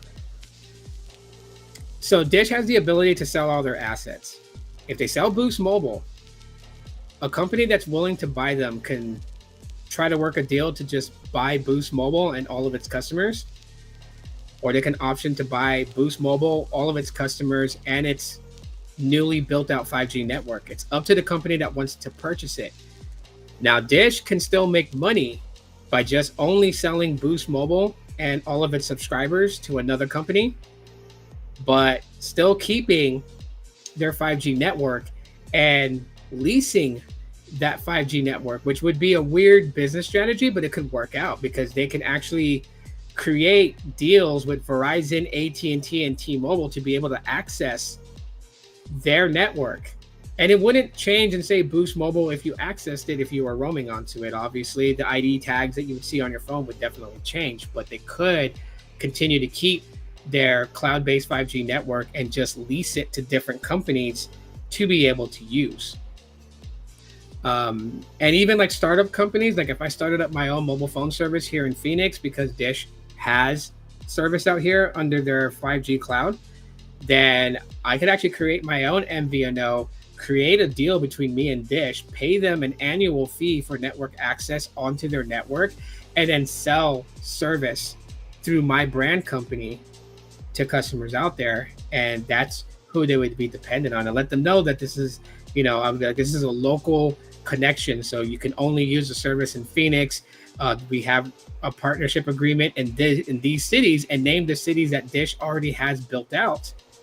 But I couldn't openly say this is a nationwide coverage because it's not. But they could do that. There's different avenues that Dish could do.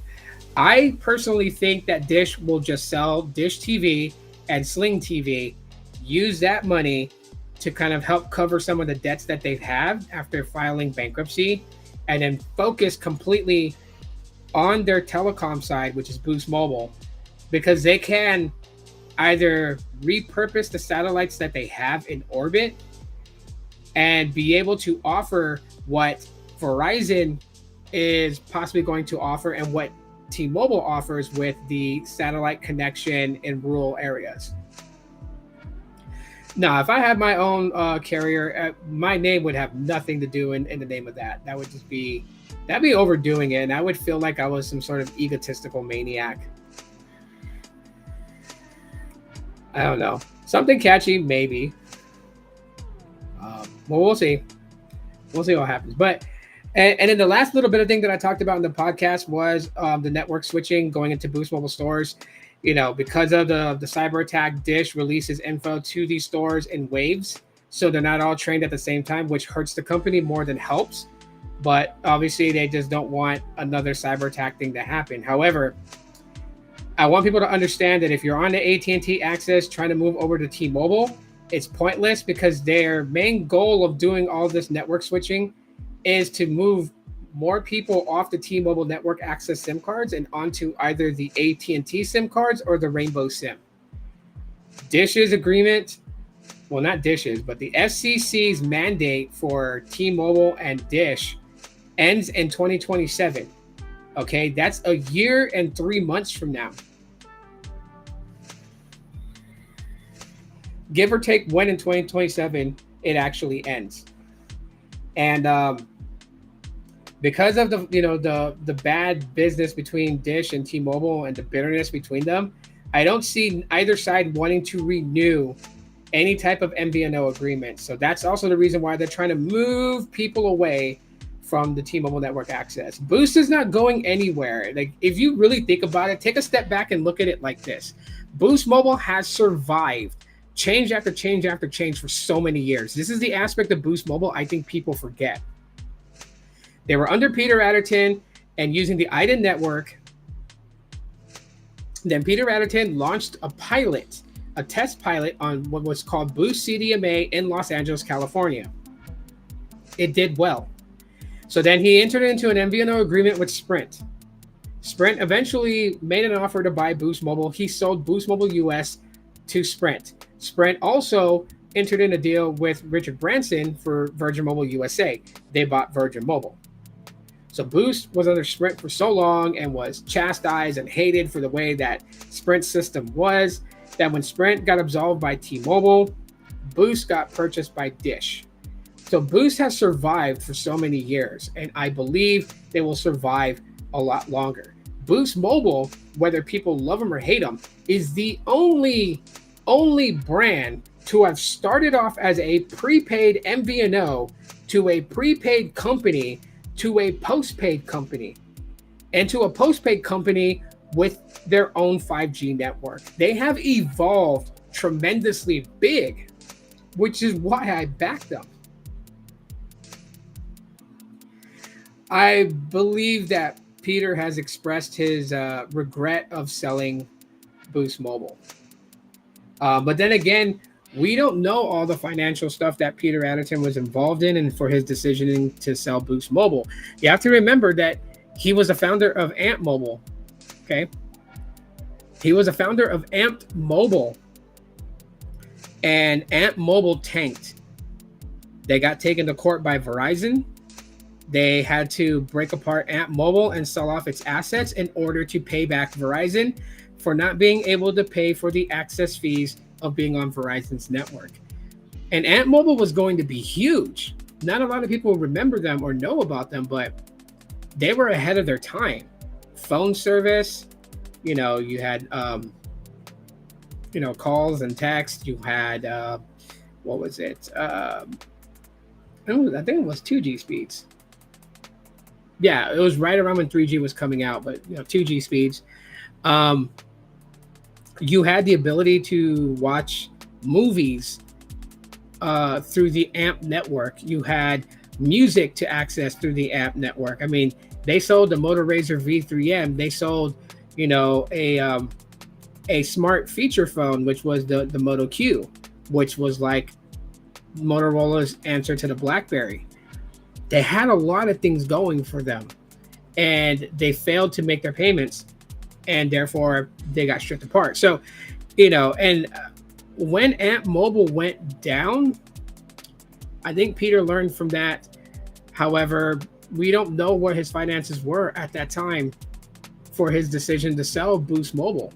But you gotta remember, Peter Adderton's a business person. Like, I see him on X, Twitter, and he's always advocating for the dealers. He's always advocating for the people. And I like him as a person. I do. I mean, he was the only boss, and I mean the boss of bosses, right? CEO of Mobile X that ever reached out to an employee personally, and checked on them. I say this, because when my mother passed away, he emailed me. He emailed me to ask me if I was okay, to express, his condolences, and if I needed anything, don't hesitate to ask him. It's like a weird thing, because like Peter Adderton and I are not best friends. We're not friends. But when I DM him, it's so comfortable for me to DM him. Like, I can DM him like he's like, like an uncle or something. I don't ask him for anything. I don't bug him on that type of stuff. I'm just saying that, I feel comfortable being able to go to him if I need help with something. Of course, these days I don't work for his company. I don't work for Mobile X anymore. That's a totally different reason. I don't think I'll ever blow the lid on that one as to what happened, but it was bullshit in my opinion. And I'm hoping that it all gets sorted out. And yeah, I do and would like to work for Mobile X again. I'm waiting to see what happens. But yeah, he's a good person. He's also a businessman too. So at the time, I guess when it was presented that they wanted to buy Boost Mobile from him, he probably felt it was a good business deal. People make mistakes. There's not ever a business person that's so wise that they're able to just do the things that they do with no, hands down, nothing wrong. What's up, B-Tech? You want in or what? But yeah, at the time it felt like good business for him, and so he did it. He regrets it. I know that. That's why he's always talking about them. And for anyone that doesn't understand these little tricks that companies do, the writing is on the wall that there's big troubles with Boost Mobile. I call it Big Trouble in Little China. I love that movie, by the way. If anyone's ever seen that movie, if you don't know what I'm talking about, don't worry about it. But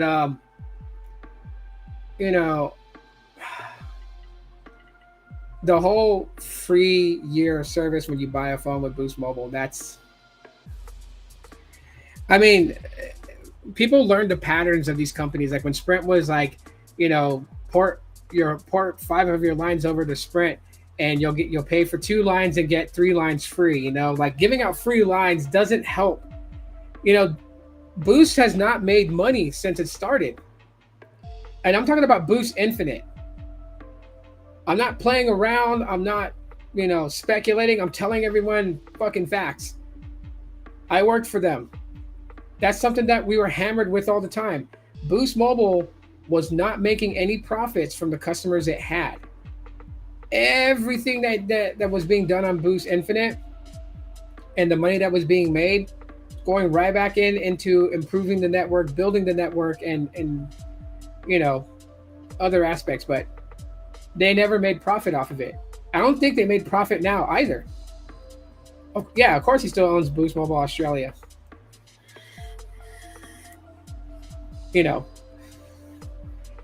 The agreement was for them to buy Boost Mobile US. So like at the time when he had it, he had Boost Mobile Australia. He brought Boost Mobile to the United States and created Boost Mobile US. But those were two different companies because they were based in two different countries. Will I ever go back to working for them? That's if they ever have an opening for someone to come back. Right now, I think that they're holding on with who they have in their customer care or their expert care department is what it's called. Um, I got a good buddy of mine that's in there. Um, she checks in on me from time to time, and she's straight out told me that when it's open, when they have an opening, she wants them to bring me back. Yeah, there was some bullshit that went down with that, but I don't want to put that out there. Um, that has to stay behind closed doors. That's about as much as I can tell you guys.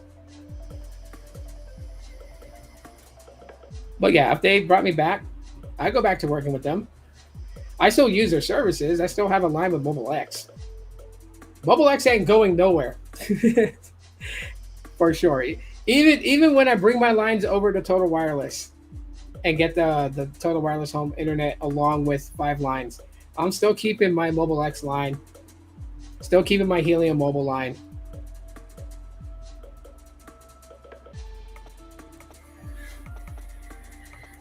BTech, let me know if you want in.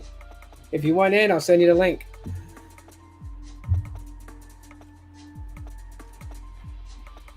Mm. That's the answer I'll give you. Mm.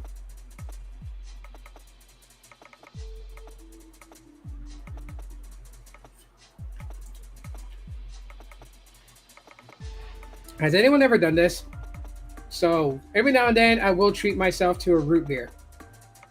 You ever get a bottle of root beer and take a little bit of vanilla ice cream? Right when you crack it open, take a sip to create a gap, and then take some vanilla ice cream and make it into a root beer float. Anyone ever done that? Like kept it in the bottle.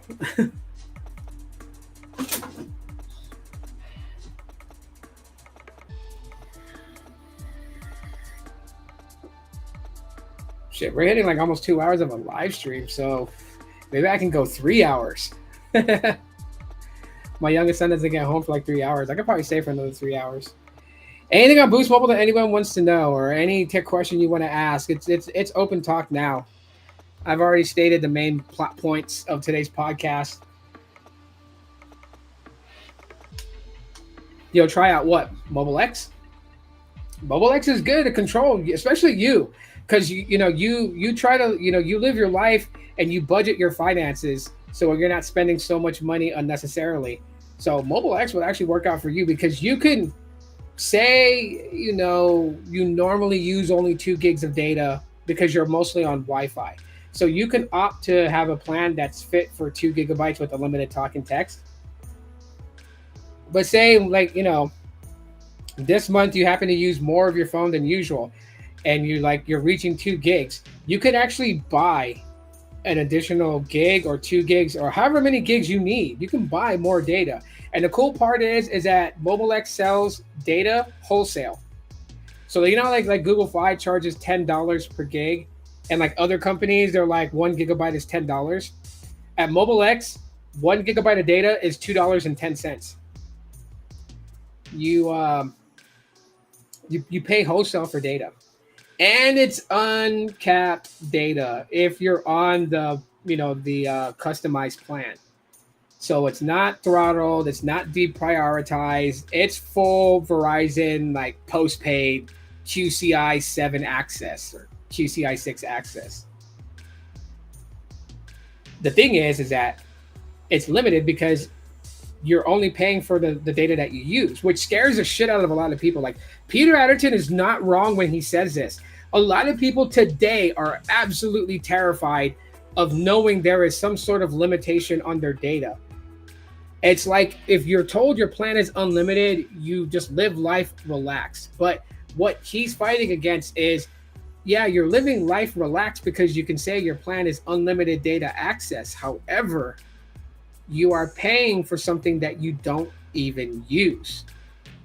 That's equivalent to telling somebody if you're gonna give somebody like $1,000 for a car ride to work and from work every month, you'll pay them $1,000, but you're only taking 6 rides, 3 to work and 3 home, so 3 days.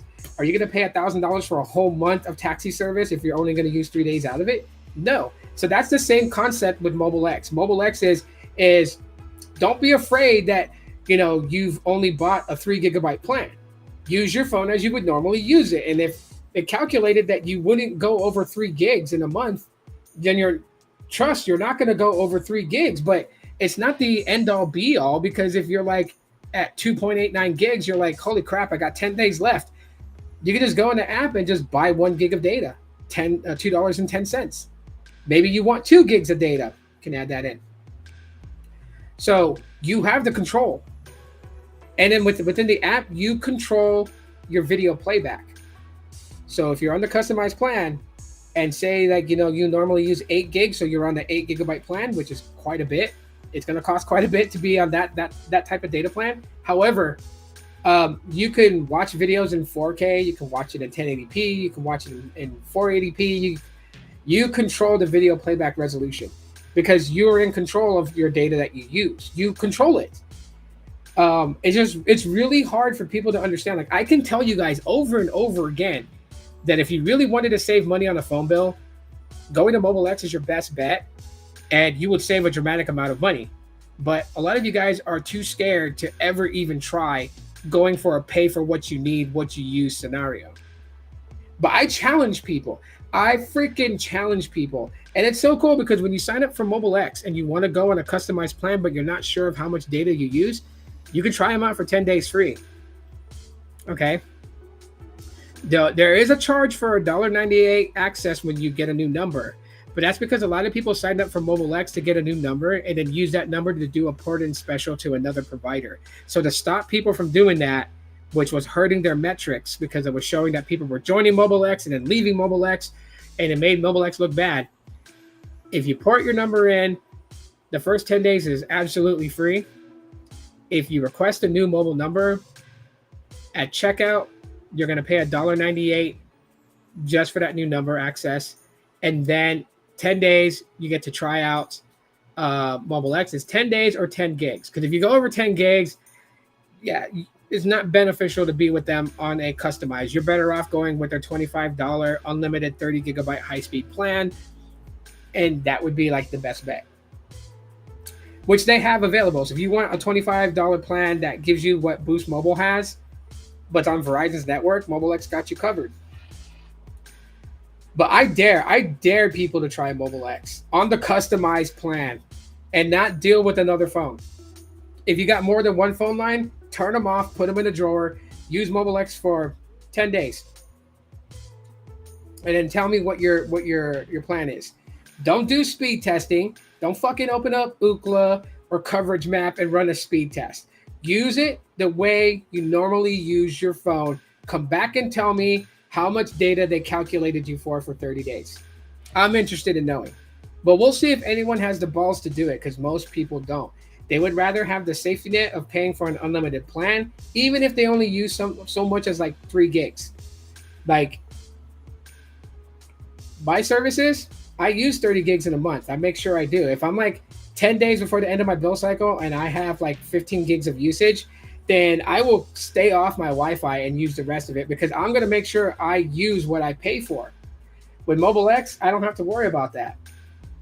My Mobile X plan is unlimited talk and text and 1 gigabyte of data. I pay like $8 and some change for it a month. It's less than $10. If I need more data, like if I'm using the line and I'm about to burn through the whole gig, I just go in the app, select 1 more gig or 2 more gigs, hit purchase, it charges my debit card on file, boom. Now I got the 2 gigs immediately added on. If you like choose the $5 gig plan, like you go with $5, 5 gigs, unlimited talk and text, and say you've only used 2 gigs, you'll get credit back for the unused data. So then instead of paying, say hypothetically $13 next month for the 5 gig plan, it'll be $13 minus the remainder of the previous month, so the credit. So it could be like $10 or $8.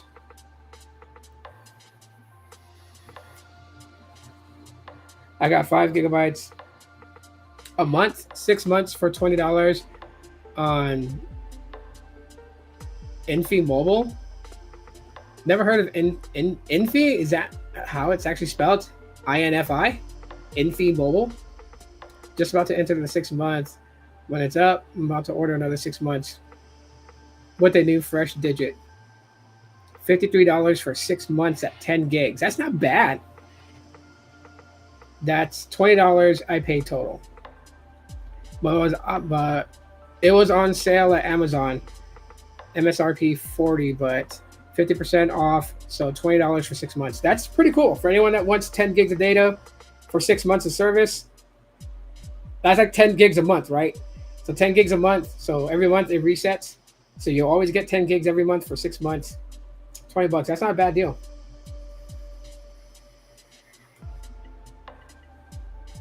Yeah. I still like my deal. My deal with Helium Mobile. I paid nothing to start. And I map every day. And in 2 weeks time of mapping as I normally do, I make enough to pay for a month of service, which is $20. So I prepay my mobile bill every month. So I don't pay a bill. I don't pay a phone bill out of pocket. The mapping that they want me to do for being a Helium customer is making them pay for my phone bill. And I'm actually going to be looking into getting the mobile hotspots and setting them up. I've already got my apps downloaded and I've been doing a lot of my research on it. So that might be in like the next 2 months. I'll opt in to get a mobile hotspot, probably keep it here in Phoenix. And then when I move, get another hotspot, set that up where I move to. And yeah, get that set up to start making some passive income, especially when I'm in an area that's going to get a high residual payback. All I got to do is just follow all the stuff on it and we're golden. And then, yeah. So there's more than one way I can make money on Helium. But I like Helium Mobile, honestly. I wish Helium Mobile had a way of jumping onto other networks. That would be great. But their mobile hotspots and their mobile radios, right? The big outdoor hotspot they used to call it. It's actually a radio. But they're in a partnership agreement to actually take some of the network traffic off Verizon, AT&T, like to offload some of that data traffic by allowing Verizon customers and AT&T customers to connect to those hotspots too. So, you ever heard of Effany, the most secure cellular phone service? It's $99 a month. I'm working on having them be a partner on my YouTube channel. No, I really haven't heard of them. But that's great though. If you lock them in as being a partner to your channel, that's cool. Like I hope and pray that the deal is worked out between you and them and you get right on it on doing your obligations as a partner. Because my obligations as a partner is literally just to talk about Helium Mobile, share information about it, and then they hook me up with a promo code that gets people their first month for free for signing up. And that's cool because I like being able to give that away. Who do they use? Because there's another company called Mingle. Let's look at Mingle Mobile real quick. There's like so many phone services popping up nowadays. So many of them. Besides the ones that we already know, like Hello Mobile and stuff like that. Here we go.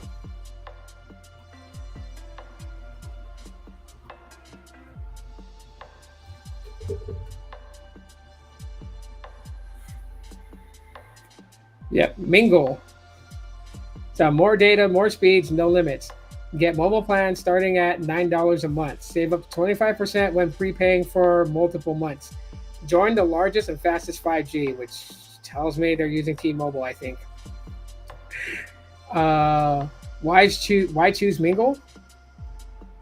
And they have like a little video. Pick your perfect plan.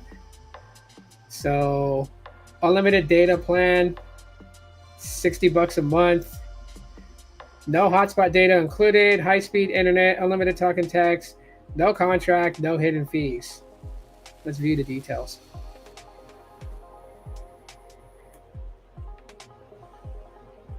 High-speed internet, unlimited talk and text, no hotspot, top up premium and hotspot data at any time. High-quality video streaming. No contract. All taxes and fees on us. Free, easy to use. Use app to manage your plan. Free SIM activation. Free number porting. Join the largest and fastest 5G network.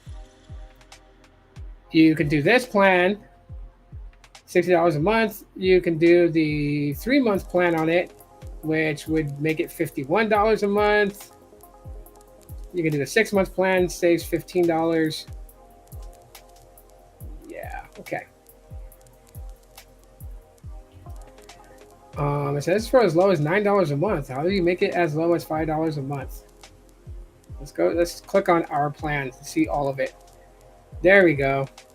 All right, so we have the unlimited that we looked at. We have the 20 gig plan for $45. We have a 10 gig plan for $30. We have the 5 gig plan for $19. Oh, the 1 gig plan is $9. There's still $1 more than Mobile X.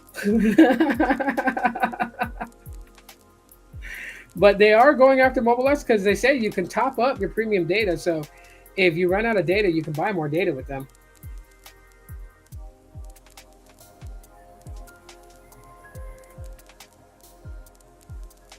So get more premium data. Wonder how much their data is.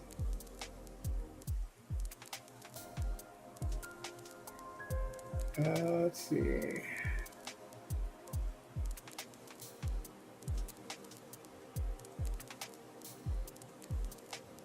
Let's go to their FAQs.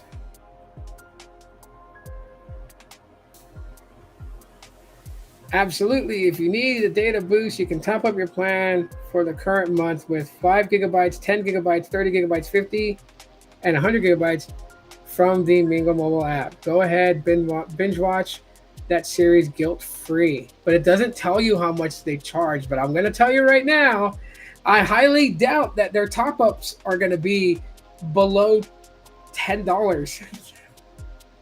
Because you can top up with either 5, 10, 30, 50, or 100. So if you're on the 1 gig plan and you run out of 1 gigs, you can top up with five more gigs. I don't know. Sounds weird to me. They approached you? Nice. Let's see. What were they called? Funny. They're like Ifani Mobile.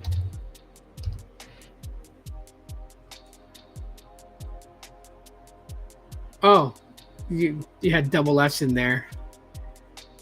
Okay, America's most secure mobile service. The Ifani Safe plan is a bespoke cybersecurity-focused mobile service protecting high-risk individuals against SIM swaps. We provide the best-in-class protection with 11 layers of proprietary authentication backed with a $5 million insurance coverage. Protecting executives from top organizations. What our current customers are saying. Wait. How it works. Okay.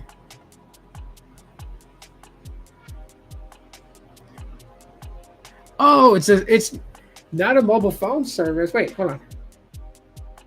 Oh, it is. Okay, never mind. I was like, for a second there, it sounded like that they protect your SIM, not offer service. $99 per phone line, all taxes included. 60-day, 100% money back guarantee, no contracts. 5G network speeds, availability, and ultra low latency. 24-hour customer support. Book a sales call. So they'll call you to do a sales. They don't tell you anything about their plans.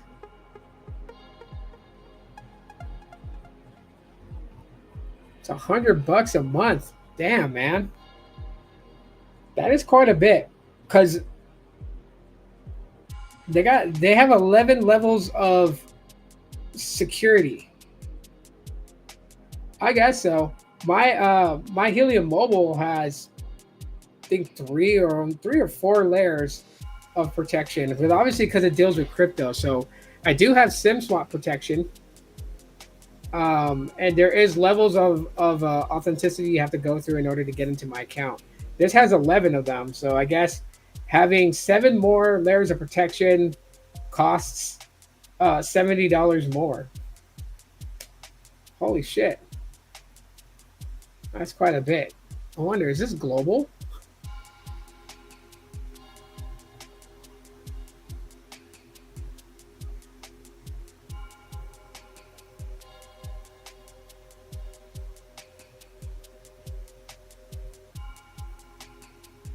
Let's see their story. Traditional phone service providers get thousands of requests for new SIM cards every day, most which are legit. Because their process are geared towards efficiency, they don't do detailed checks to ensure that a person is requesting a SIM. It's actually you. Our CEO, Hasib Awan, learned this firsthand. As a co-founder of the world's first and largest Bitcoin ATM network, he was a prime target for hackers. Even though he tried using multiple phone service carriers, he was the victim of 4 SIM swap attacks. Okay.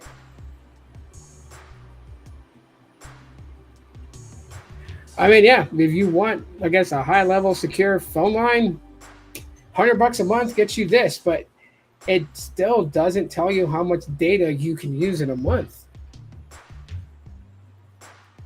If you pay annually, it's $83 a month or it's $100 a month. Yeah.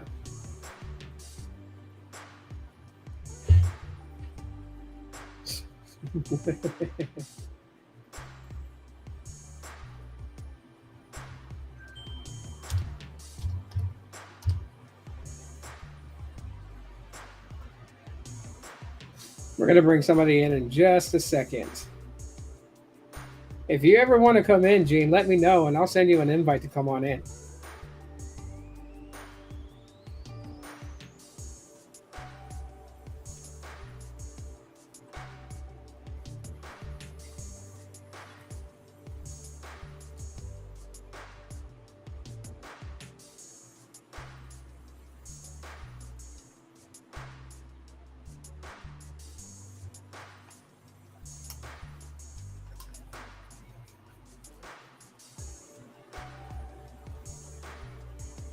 We're gonna probably go another hour.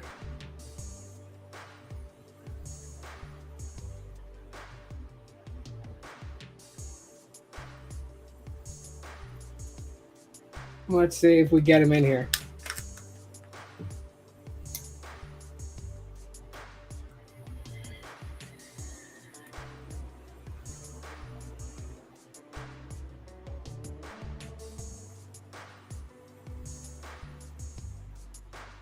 Oh, waiting on one person to join. Gene, you want to come in? Let me know.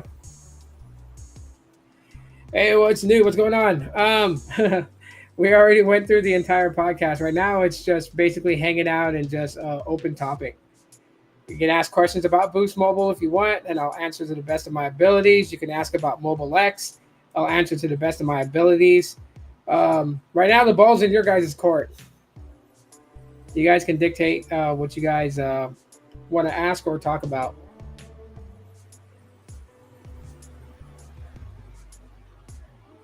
Yo, what's up, Tony? What's going on, man? Nothing much, dude. Just pretty much hanging out and just chilling right now. Already covered all the Boost Mobile stuff I wanted to talk about in the beginning of the live stream for like an hour.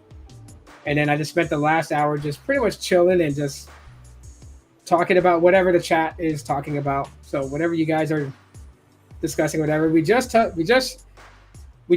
Ifani Mobile.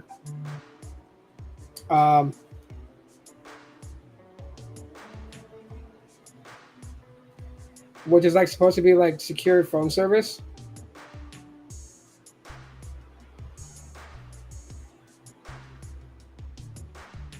Okay, cool. Yeah, my guest will be in here in another couple of minutes.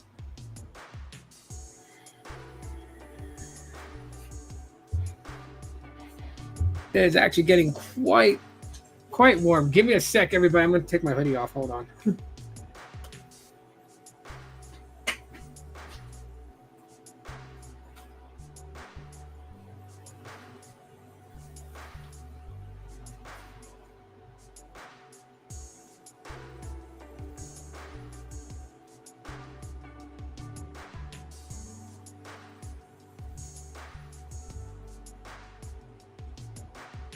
It gets warm pretty fast in here.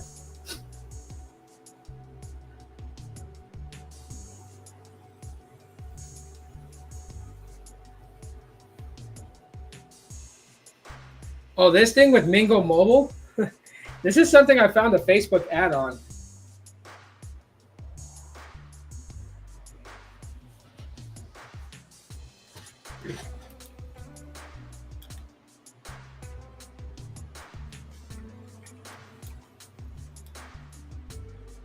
Having dinner, we'll come on your next live. Okay, not a problem, Gene. If you ever want to come on, just let me know. Let me know and I'll invite you in. I had to take the hoodie off because it was like starting to get warm already. It's kind of funny. But yeah, this Mingo Mobile thing is it's really funny as hell. Their plan offerings and whatnot. We were looking at Ifani Mobile. I'll type it in again so people can see it. There we go. Yeah, we were looking at this earlier. The world's first, most secure mobile phone service. I was trying to find out how much data it used or how much data you were given because it doesn't tell you that at all. It's $100 a month for one phone line. It becomes $85 if you buy a year in advance. If you pay for 12 months of service, it would normally be like $1,200, but you only pay at $85 a month instead of $99. So it'll be like what, like $1,000, $1,100. A little bit lower than $1,100 is what it would be you would pay for a year service with this. So not a huge savings going annual. Now, if it was like $50 a month, if you paid annually, then yeah, because you only pay $600 instead of $1,200.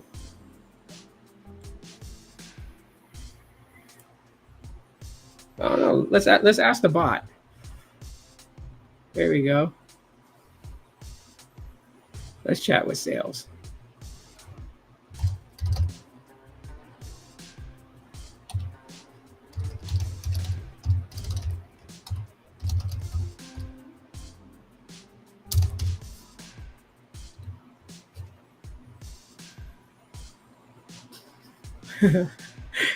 Let's chat with them.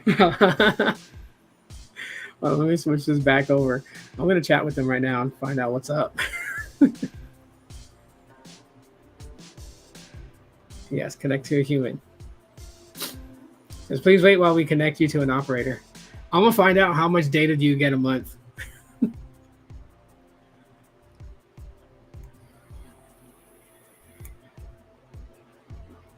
Oh, Joan is there.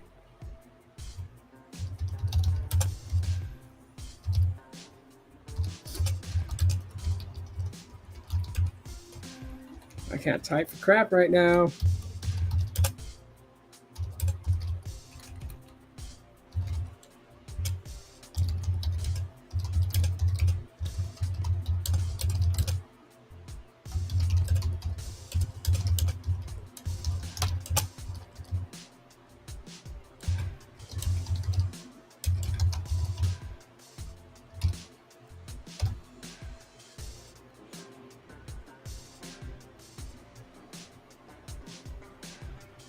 What's up, bro?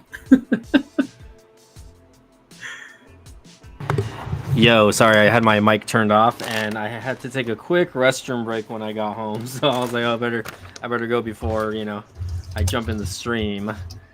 Yo. I'm chatting with Joan right now. With who else? Oh, Joan.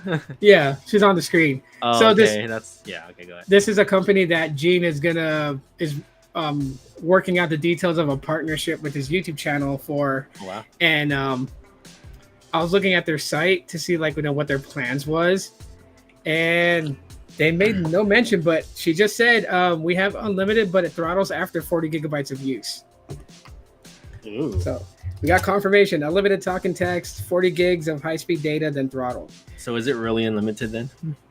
They don't turn it off at all, so yeah, they can say it's unlimited. It's not unlimited high speed, and there's the keywords that every company does not use, or they have used and got fined by the FCC. Yeah. She says if you use more than 40 gigs a month, we have a high usage plan that's 100 gigs of data each month for an additional 25. So it's $125 a month for 100 gigs of data. Woo! That's quite a bit.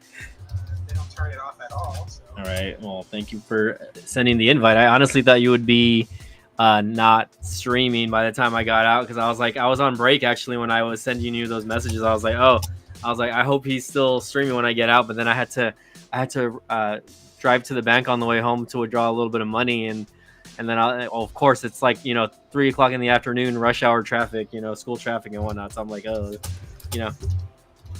Actually, I'm gonna do this. Somebody in the chat post what review I should leave for Joan, and I'm gonna copy paste it in here. But don't do anything stupid, okay? Somebody put some things like, give me your phone number, let's hook up. I'm not gonna copy paste that shit in there. Right. I was gonna say that she was amazing. She deserves a raise. And then whatever else somebody else puts in the comments, and then I'll grab it and throw it in. At least a $3 raise. Wow. So, Gene, you got your work cut out for you, dude. You're gonna have to convince people for a secure phone plan to pay $100 a month for unlimited talk and text, 40 gigabytes of high-speed data, and then you're throttled. Or, wait, what did she say exactly? Oh, or 100 gigs of data for 125 a month, which is like $1. Was like $1 something, $1.25 per gig. It's pretty much what you're paying for. That's interesting. Jeez. Very interesting. How was your day, man? It was all right, man. I mean, I slept pretty good last night. Went to work. Had kind of a short shift today, and I got out and just like I said, ran to the bank to run some withdraw a little bit of cash, and that was it. I just came home. I had to get again take my dogs outside for the restroom, and I grabbed myself a sugary drink for the stream here. Gotcha. Now, when you say you slept good, does that mean we could be expecting little B-Techs in the future type sleep, or no? Yeah, no. There's no little B-Techs. None that I'm aware of, at least.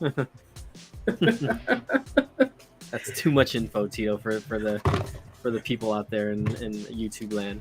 Nothing is sacred on the internet. Right. Oh God. I don't want to get canceled over here. So. I know, man. There's oh my God.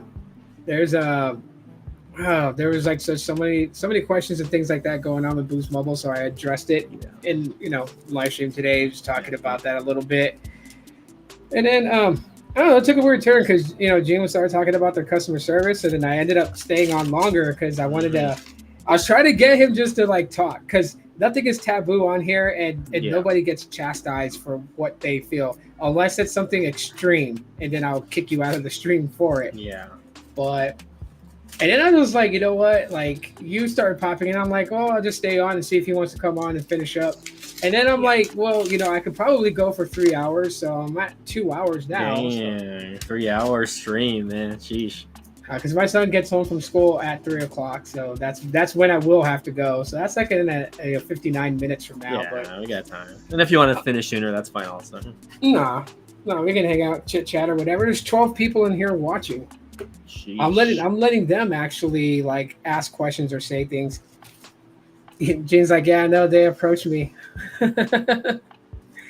So Yeah. okay, what? Tell me about this company that they approached Gene about or whatever. What is this? It's like a mobile company. Or... It's a mobile phone service company that specializes in security. So Yeah. the founder of the company is also the founder of the Bitcoin ATMs, and he's had his phone service hacked 4 times. So he invested in creating an MVNO because they don't have their own network. So they probably partnered with T-Mobile, but there's levels of authenticity you have to go through in order to change a SIM, change devices is their main core thing. So like some companies, you have to get like a 6-digit code text to you. Yeah. His service called Efani has 11 layers of security on a phone line.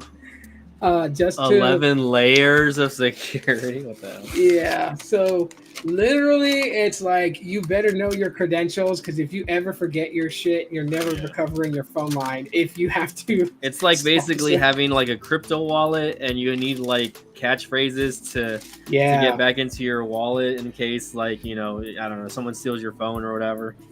So it's like, you know, like, how do we do this, right? But yeah, that sounds pretty interesting. That's sounds much easier than like Google Authenticator. Google Authenticator seems much more easier than this because with those ones you got like 12, 13, 15 phrases like words. I know because like my wallet was set up that way with Helium Mobile. So I have, you know, so many amounts of words that you have to type in the correct order or you can't access my wallet. And Google Authenticator is just a 6-digit code. Yeah. Oh yeah. No, I use Google Authenticator for like a lot of different things. Oh, that depends on the security level of those things. Some might require a 16-digit number. Yeah, no. Shit. All good. Damn. Yeah, so Gene is becoming a partner with them. You're upset with WWE Raw is going 2 hours until the end of 2024 because they're going to Netflix. Yeah. That's probably the stipulation with the current network that's hosting Monday Night Raw. They want it down to 2 hours because they probably, you know, have like a show that's going to take a one of the hour time slots, whether the beginning of it or the end of it. So. Yeah, maybe they want to mess with like new shows, or maybe they'll just put on Modern Family, you know, at the end of it or something like that. Yeah, nothing wrong with that. Not really anything wrong with it.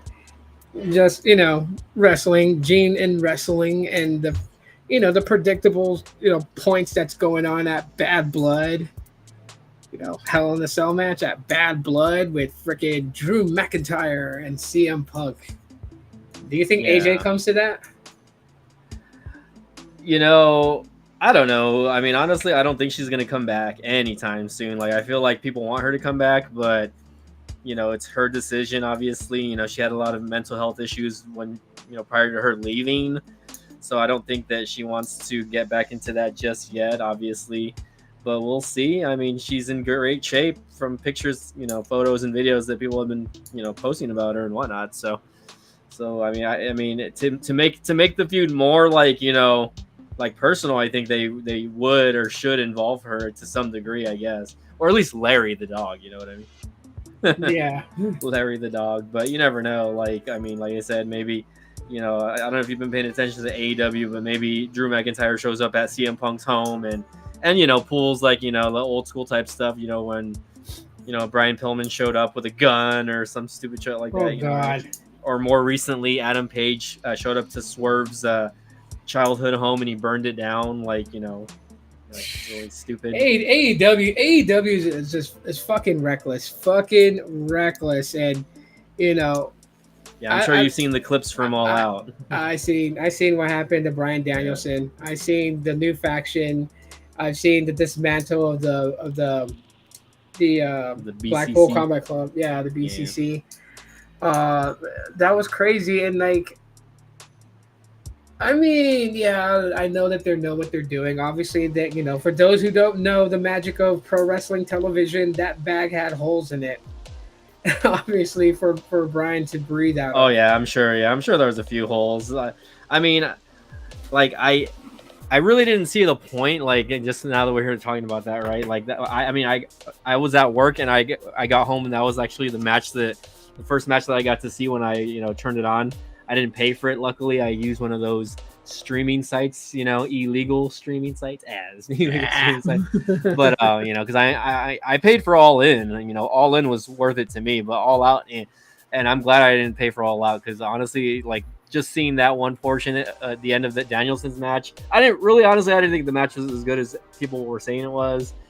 Jack Perry, I think Jack Perry needs a lot of work, man.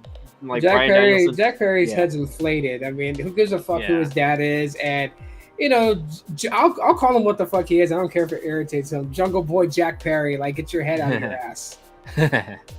Yeah, no, but anyways, I just seeing the ending was kind of ruined the match for me just because I was like, like I was expecting, the Elite to come out and they did, right? They interfered in the match and, we didn't really see much of that once they, they got booted out, since BCC kind of came out and helped, Danielson. And then I knew some sort of betrayal was going to come from Moxley because Moxley had been out, for the last couple months. So I was like, yeah, something just doesn't seem right. They're going to put the strap on Brian and Moxley's not even there.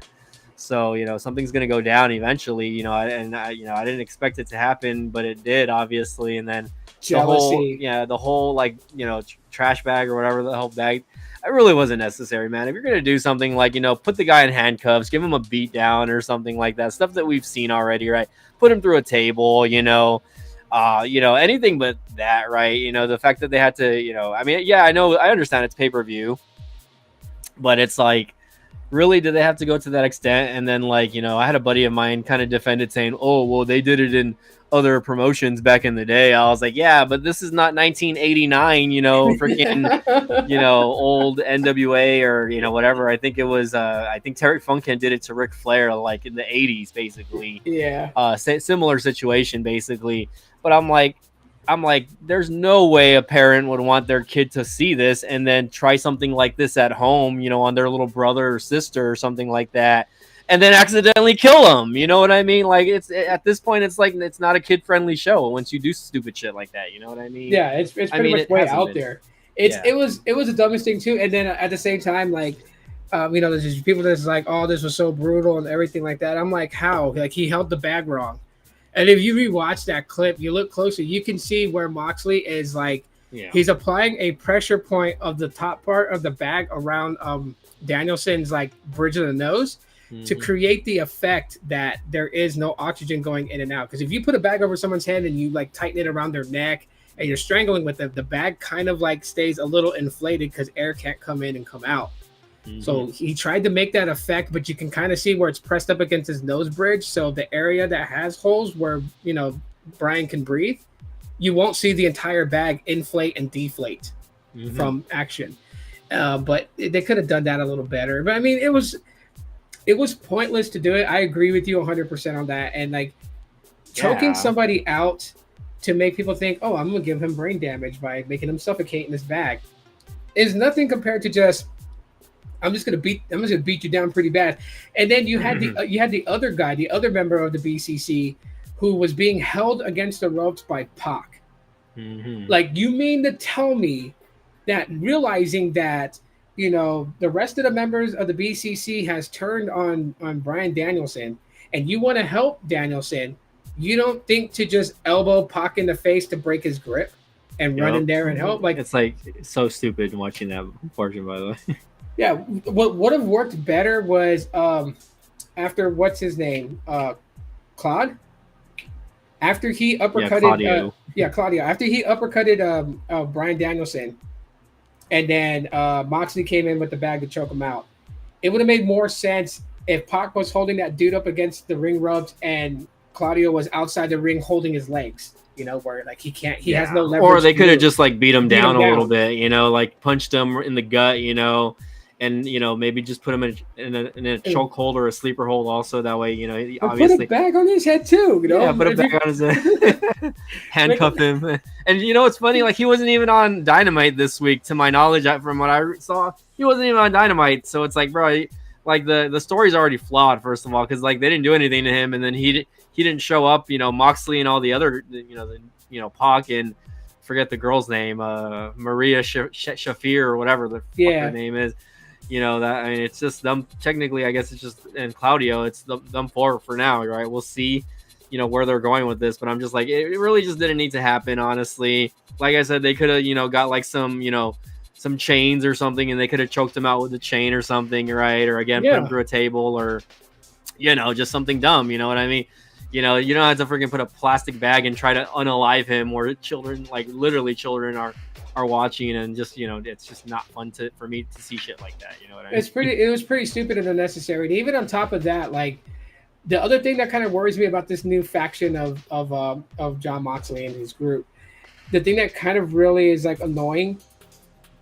So many different people that I follow to see their perspectives on pro wrestling, and a lot of them are mentioning the same thing, that the person behind the curtain that Moxley was talking to was Shane McMahon.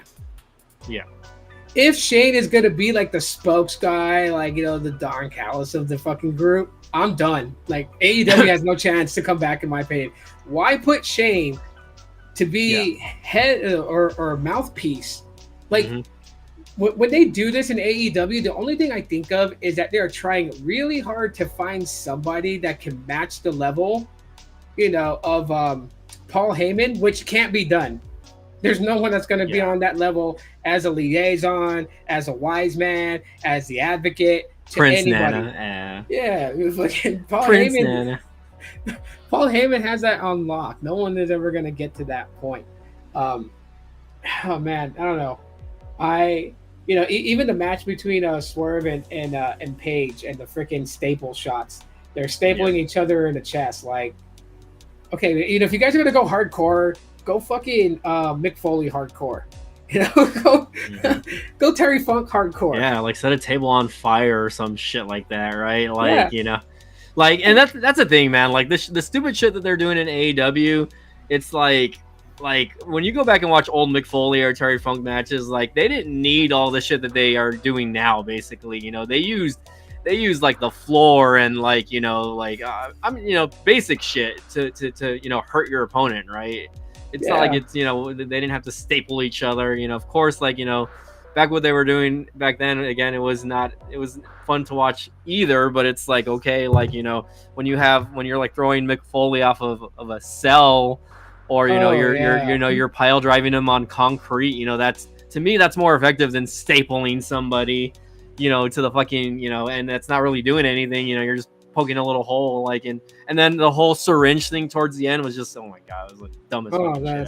That was dumb as fuck. Yeah, no one's ever gonna top that Hell in the Cell, in my opinion, only because it was funny, just the Undertaker's reaction when he realized that when he threw Mick off the cell, and then Mick climbs back up and he chokeslams him through the roof of the cell, and Mick's tooth broke and shoved through the upper lip into his nostril. Yeah.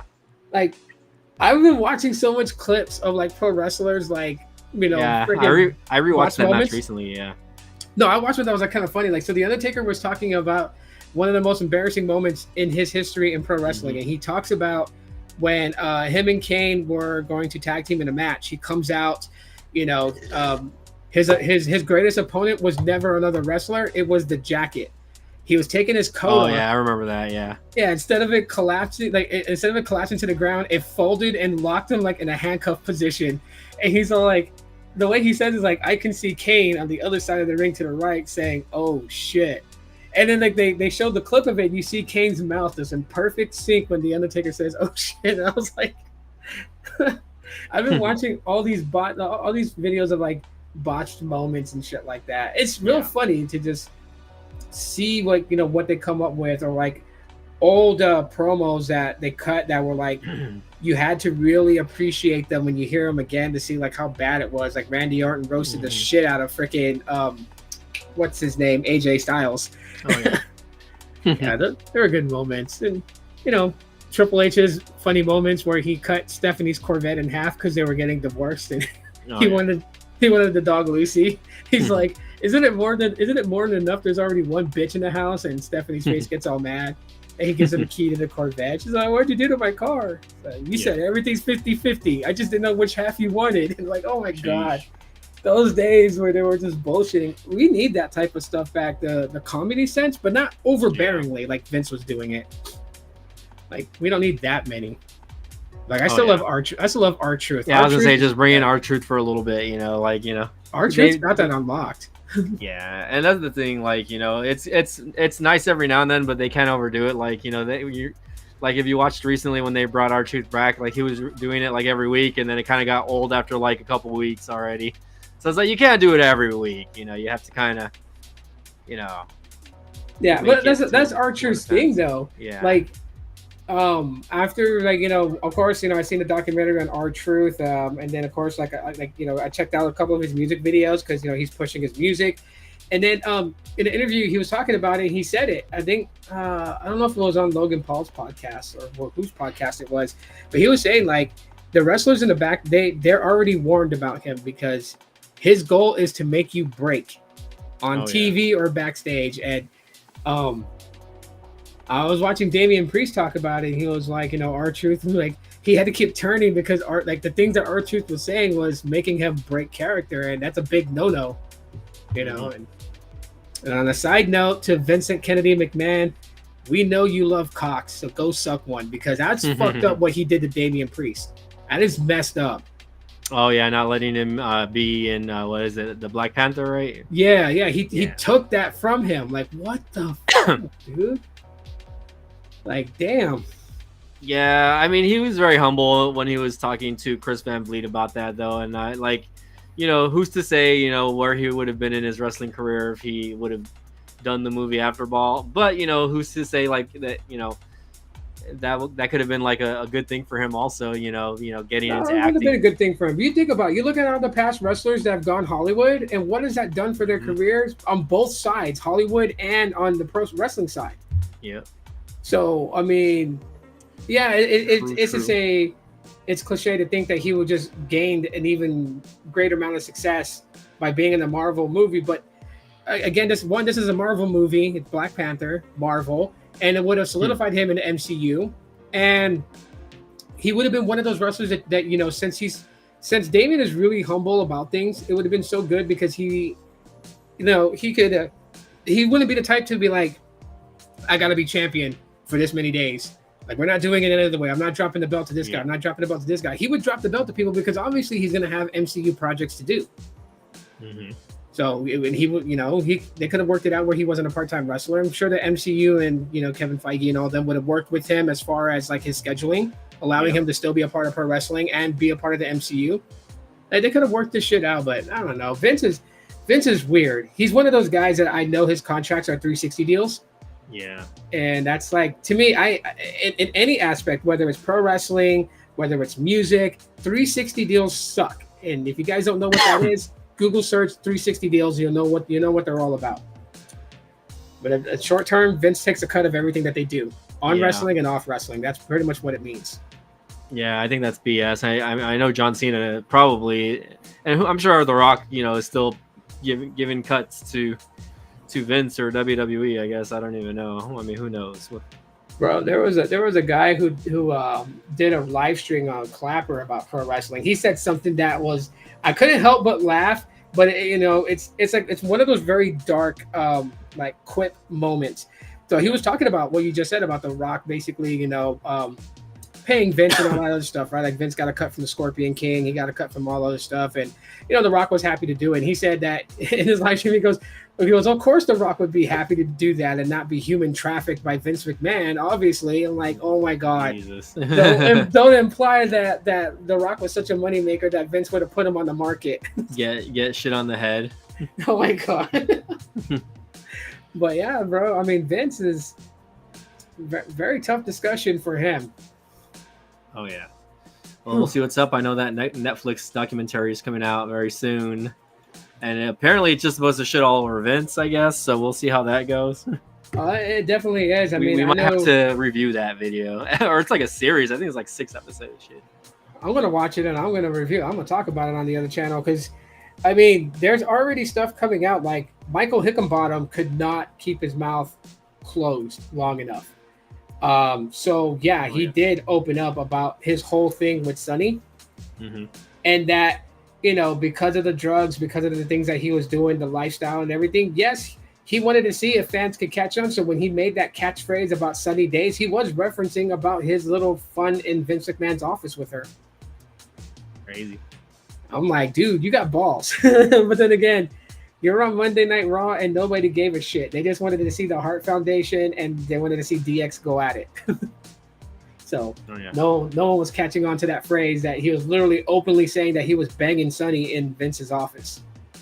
Like, whoa. I bet. Yeah. Who knows? I mean, I'm pretty sure there's more stories that are not being told, right? Because, you know, people just don't want to say anything, right? But I'm sure more stuff happened, you know, between the 80s and late 90s.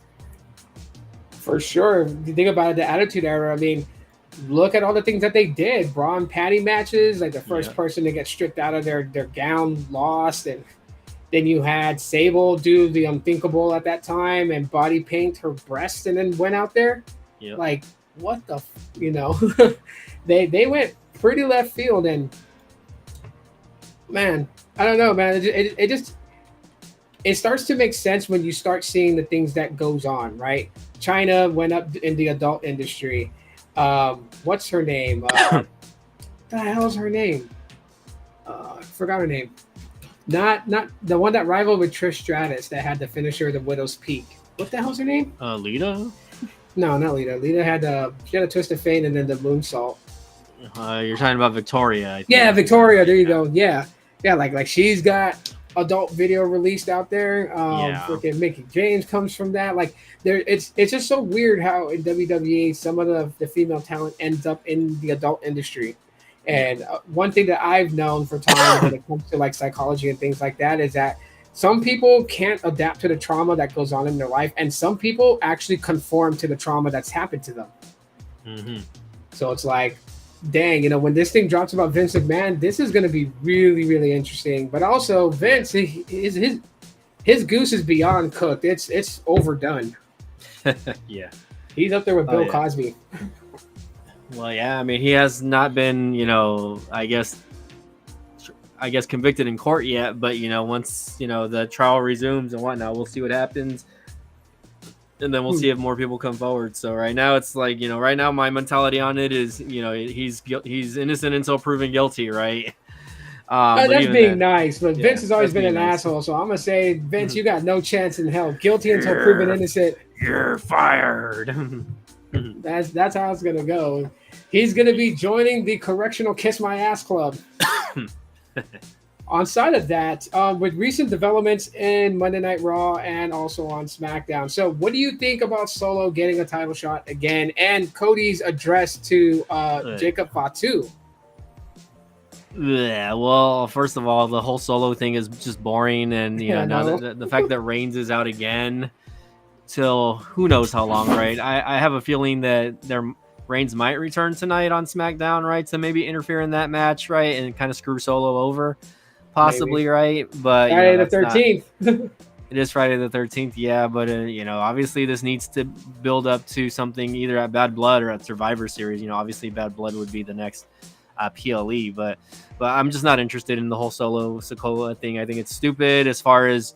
it's vanilla. It's super vanilla. Yeah. I can't blame Cody. Solo is just not a believable bad guy for me right now, right? You know what I mean? Like, it's just dumb. Well, a heel, yes, but like, you know, a boss of a faction, no. Yeah.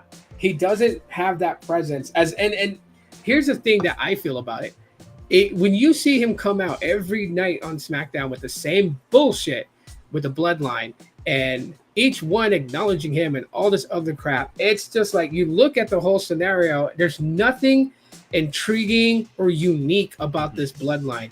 It's another cop-out trying to be Roman Reigns, another two cop-outs trying to be the Uso, and another cop-out being Solo. And it's really all that it is. And that's why fans can't really gravitate towards it. The fact is, this match tonight needs to end it between the Bloodline and Cody. and allow Roman and the Bloodline to feud and Cody to move on to a different feud. I think we're all sick and tired of Solo getting a shot.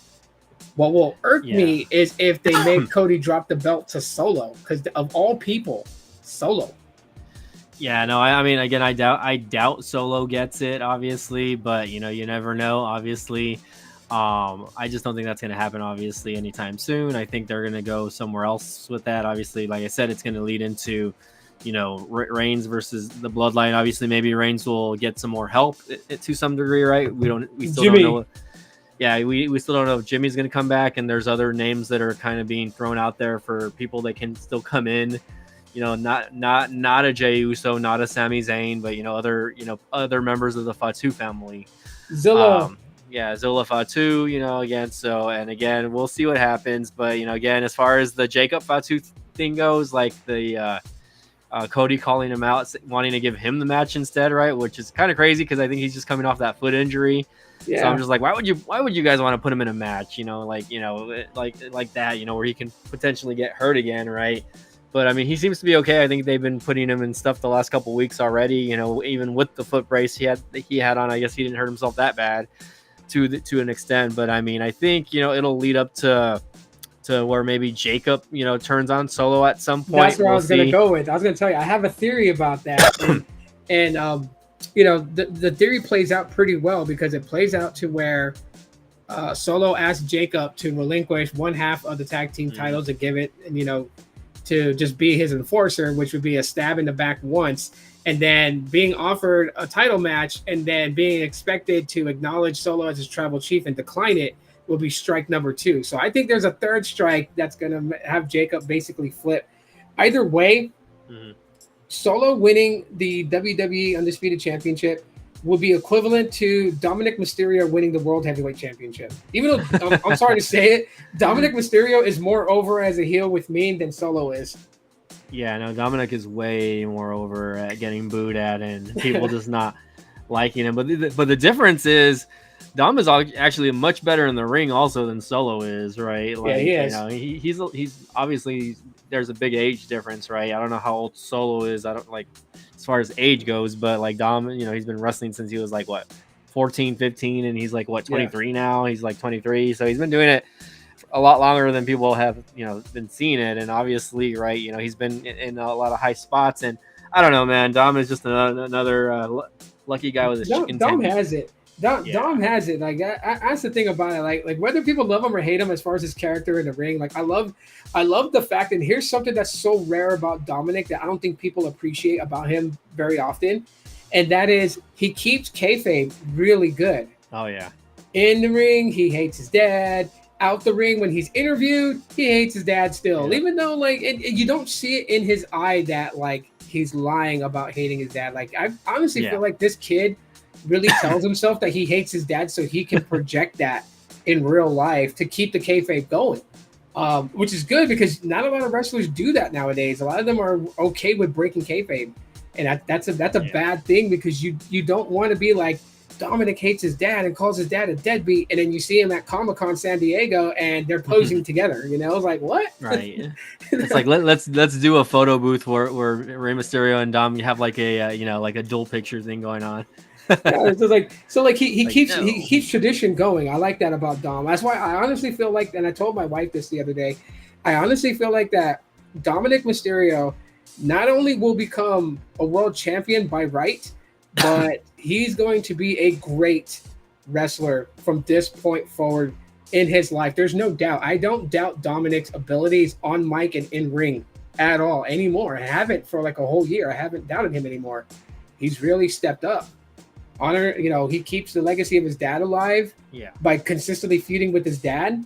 And even if they're not on the same show, he still makes that storyline present in everything that he does. And then to even throw insult to injury, but at the same time, in reality, pay homage to a man that he also looked up to, Eddie Guerrero. And he does the whole Latino Heat thing. And it's just, it works. Dom is going places. A lot higher than Mr. Solo. A lot higher than Yeah, Mr. Solo. not to knock on Solo. I mean, like, you know, I think I appreciated him more in NXT when he was, you know, doing that over there. Yeah. But like, I think the Bloodline honestly killed his momentum as far as like a character goes, because he was just kind of like the quiet enforcer guy, and then to put him in the spot that he's in now, it's like, bro, like, you know, it's not believable for me, like to put him as a heel and then make him like, you know, make him just an unlikable guy. Like, I mean, obviously that's who he's portraying, but I'm just saying, like, from a, you know, from a viewer standpoint, like if I was a kid and I had no idea who he was, then I would probably be like, yeah, I hate that guy. You know what I mean? But I guess, you know, it's, you know, there's people that have been watching wrestling for years and years. So, I mean, I guess you have to kind of consider the casual audience also.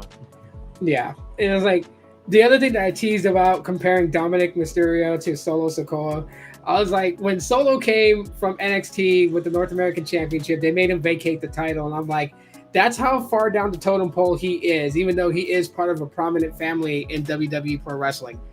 They made him give up the North American Championship.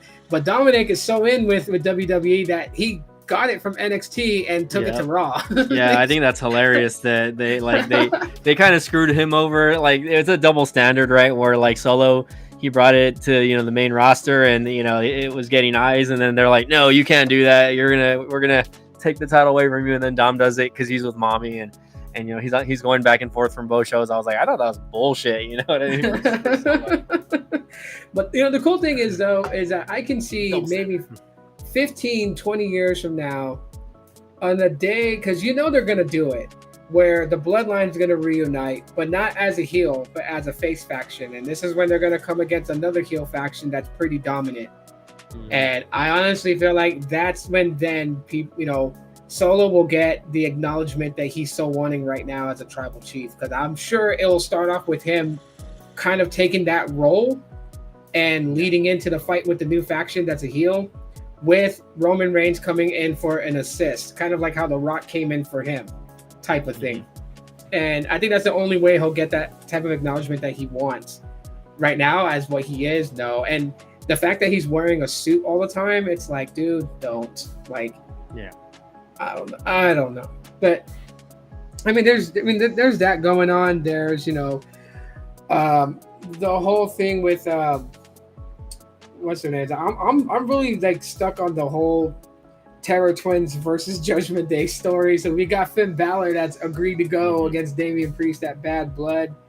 Liv Morgan to defend her Women's World Championship against Rhea Ripley.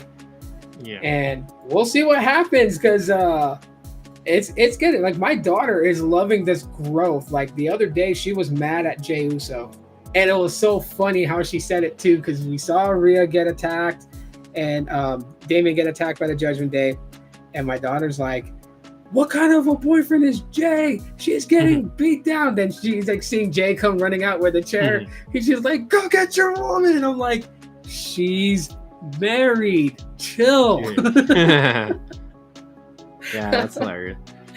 She really wants to see. She predicts that Jey Uso is going to go out there with Rhea, and that he'll have Rhea's back to even the odds against Liv. Because it's so weird. You've noticed that in every little instance that's going on, Rhea has the upper hand on Liv. Like the freaking Judgment Day, I'm sorry, turned into a gigantic joke. It's like they can beat down the Terror Twins every now and then, but when it comes to when it really matters, the Terror Twins always comes on top. So I don't know. Do you think at Bloodline is where the Judgment Day is actually going to take the top on both matches? I don't think so. You think Terror Twins are going to come out on top and Liv's going to lose her title? Yeah, well, no, I think Liv's gonna. Well, hold on. I think Liv is gonna retain. Like, I don't know why I think Liv is gonna retain. But no, the other match, I'm like blanking out over here. Shit, hold on. Do you think Damian's gonna go over on Finn, or Finn's gonna go over on Damian? I don't know. It's because you know, Mommy and Damian Priest won their last match, you know, against Dom and Liv. So I think, you know, who knows? I think they can go. I think Finn Balor might go over Damian. As far as Liv and Rhea goes, is that a title match at Yes. Backlash or no? Yep. Oh, Title we'll match. see. We will see. I mean, it could go back and forth. I mean, Rhea might win and get her title back, but then, like, you know, she might lose the title again very soon. Yeah, I'm thinking more if anything, because the feud between Rhea and Liv is, I'm sorry for fans that love it, but the fire's starting to kind of dim. Like, we get it. Liv and Dominic are together now. That's, you know, she feeds him his chicken tendies and he's a happy camper. Honestly, I just feel like that they're gonna try and either resolve this, dead this, or, you know, just another bullshit has to happen in order to lead up to the next pay-per-view. But I mean, I don't know. It's like it's sad to see it have to come to an end, but I don't want them to overextend the storyline with that. I think, yeah, honestly, it's time for a little bit of a move on, because like you have other people, you have other key players that can come back, people that can challenge Liv for the world championship if she retains. At the same time, too, you know, you have other women that deserve the spotlight. Like, I don't know. I was gonna ask you, like, what did you think of what did you think of the 8-man tag match with the Wyatt Six and American Made, with now Nikki Cross in the mix? Like, So I got to see clips of that. I didn't really get to see the whole thing because I was at work, unfortunately. But I mean, I honestly, like, my thoughts still on you know, the Wyatt Six or whatever is still kind of iffy. I mean, I still don't know where it's gonna lead for them, because, like, okay, let's say that, you know, they finish the feud with American Made. What happens next, right? Who do they go to? Who do they start attacking? And like I told you before, I think in one of our other streams, like, I need to see more development on the characters that are not, you know, Uncle Howdy. And even Uncle Howdy at this point is kind of just boring for me, because he's just kind of sitting there, you know, in the back, you know, pretending to be some evil, ominous character.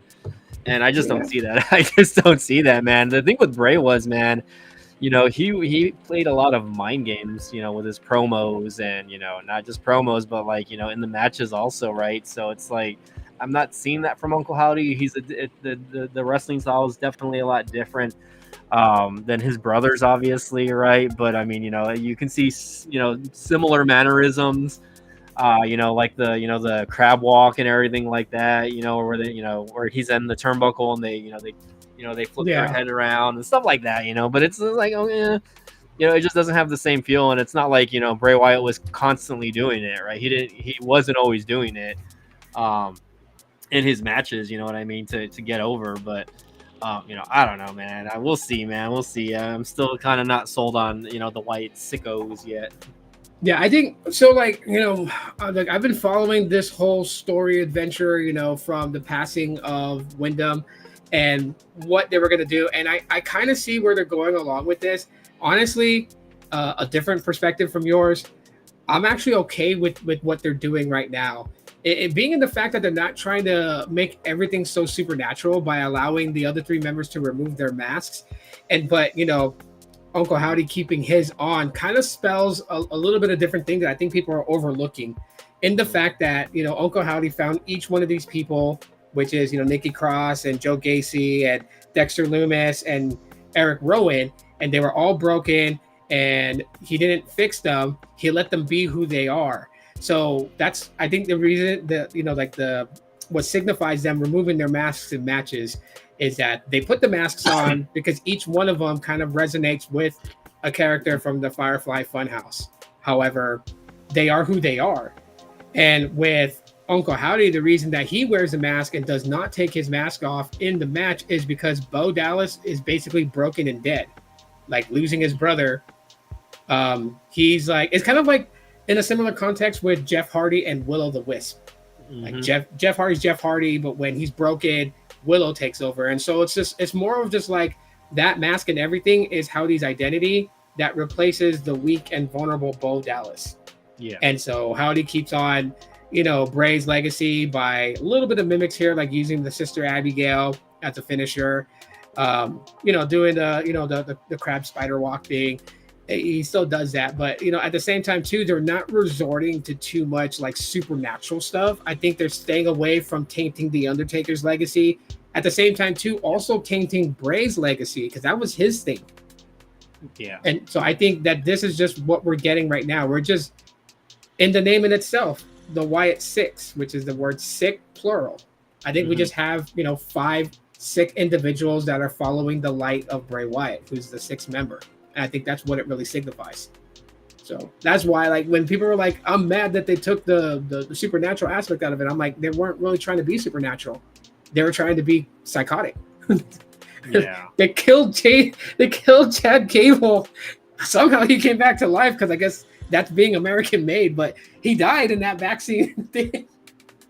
Like, how? But I think some things they need to pick up on. We got backstories for Eric Rowan. We got backstories for Joe Gacy. I think they did Nikki Cross too as well. I don't remember them doing one for Dexter Lumis. Had they done one for him? I have no clue. Yeah, you got me lost there if they've done one for Dexter or not. I don't think they did. I don't remember ever seeing like a clip you can watch on YouTube that's a backstory for Dexter.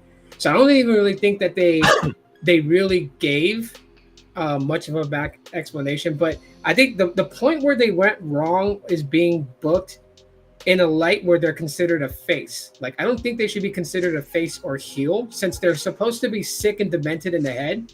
I think they should just do things that wouldn't be reasonable to people. Attack a face, attack a heel. It doesn't matter which side you're on, but if you cross their path, they're gonna attack you, type of thing. I think that's where they really should have been booked at, is like in the middle. They're on no man's land. But no. We'll see. I guess we'll see what's going on, man. I'm more into what's going on with Maxine Dupree. I know. Oh my God, man! For the whole time when she was with the Alpha, was it the Alpha Academy? Is what they're called? Yeah. The whole time she was with them, she was more like on the sideline when she busted her foot.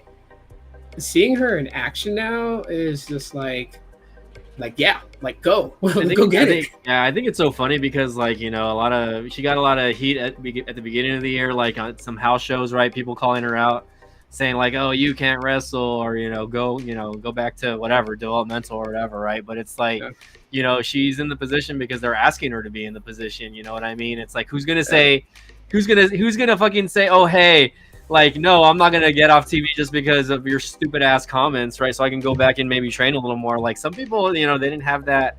They did not have that luxury, back in like the late 90s, early 2000s, like, just throwing it out there, females like Trish, right?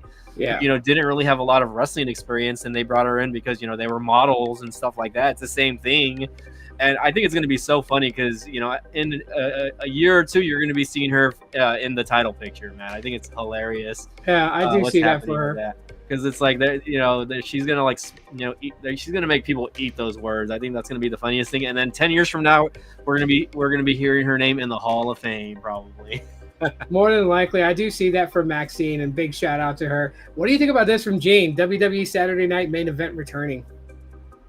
Yeah, I think that's actually going to happen, and I'm hearing that Jesse Ventura is actually going to be one of the commentators on the Jesse on the the show. Body Ventura. So that's going to be very interesting, especially since you already know which other show is being aired on Saturday nights. So I think they're just doing it to fucking stick it to AEW, honestly.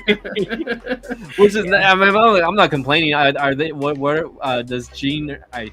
Gene. Do you know what network is it going to be on? Is it going to be on NBC, or is it going to be on like the USA Network, or maybe CW? Because originally I think it was on NBC.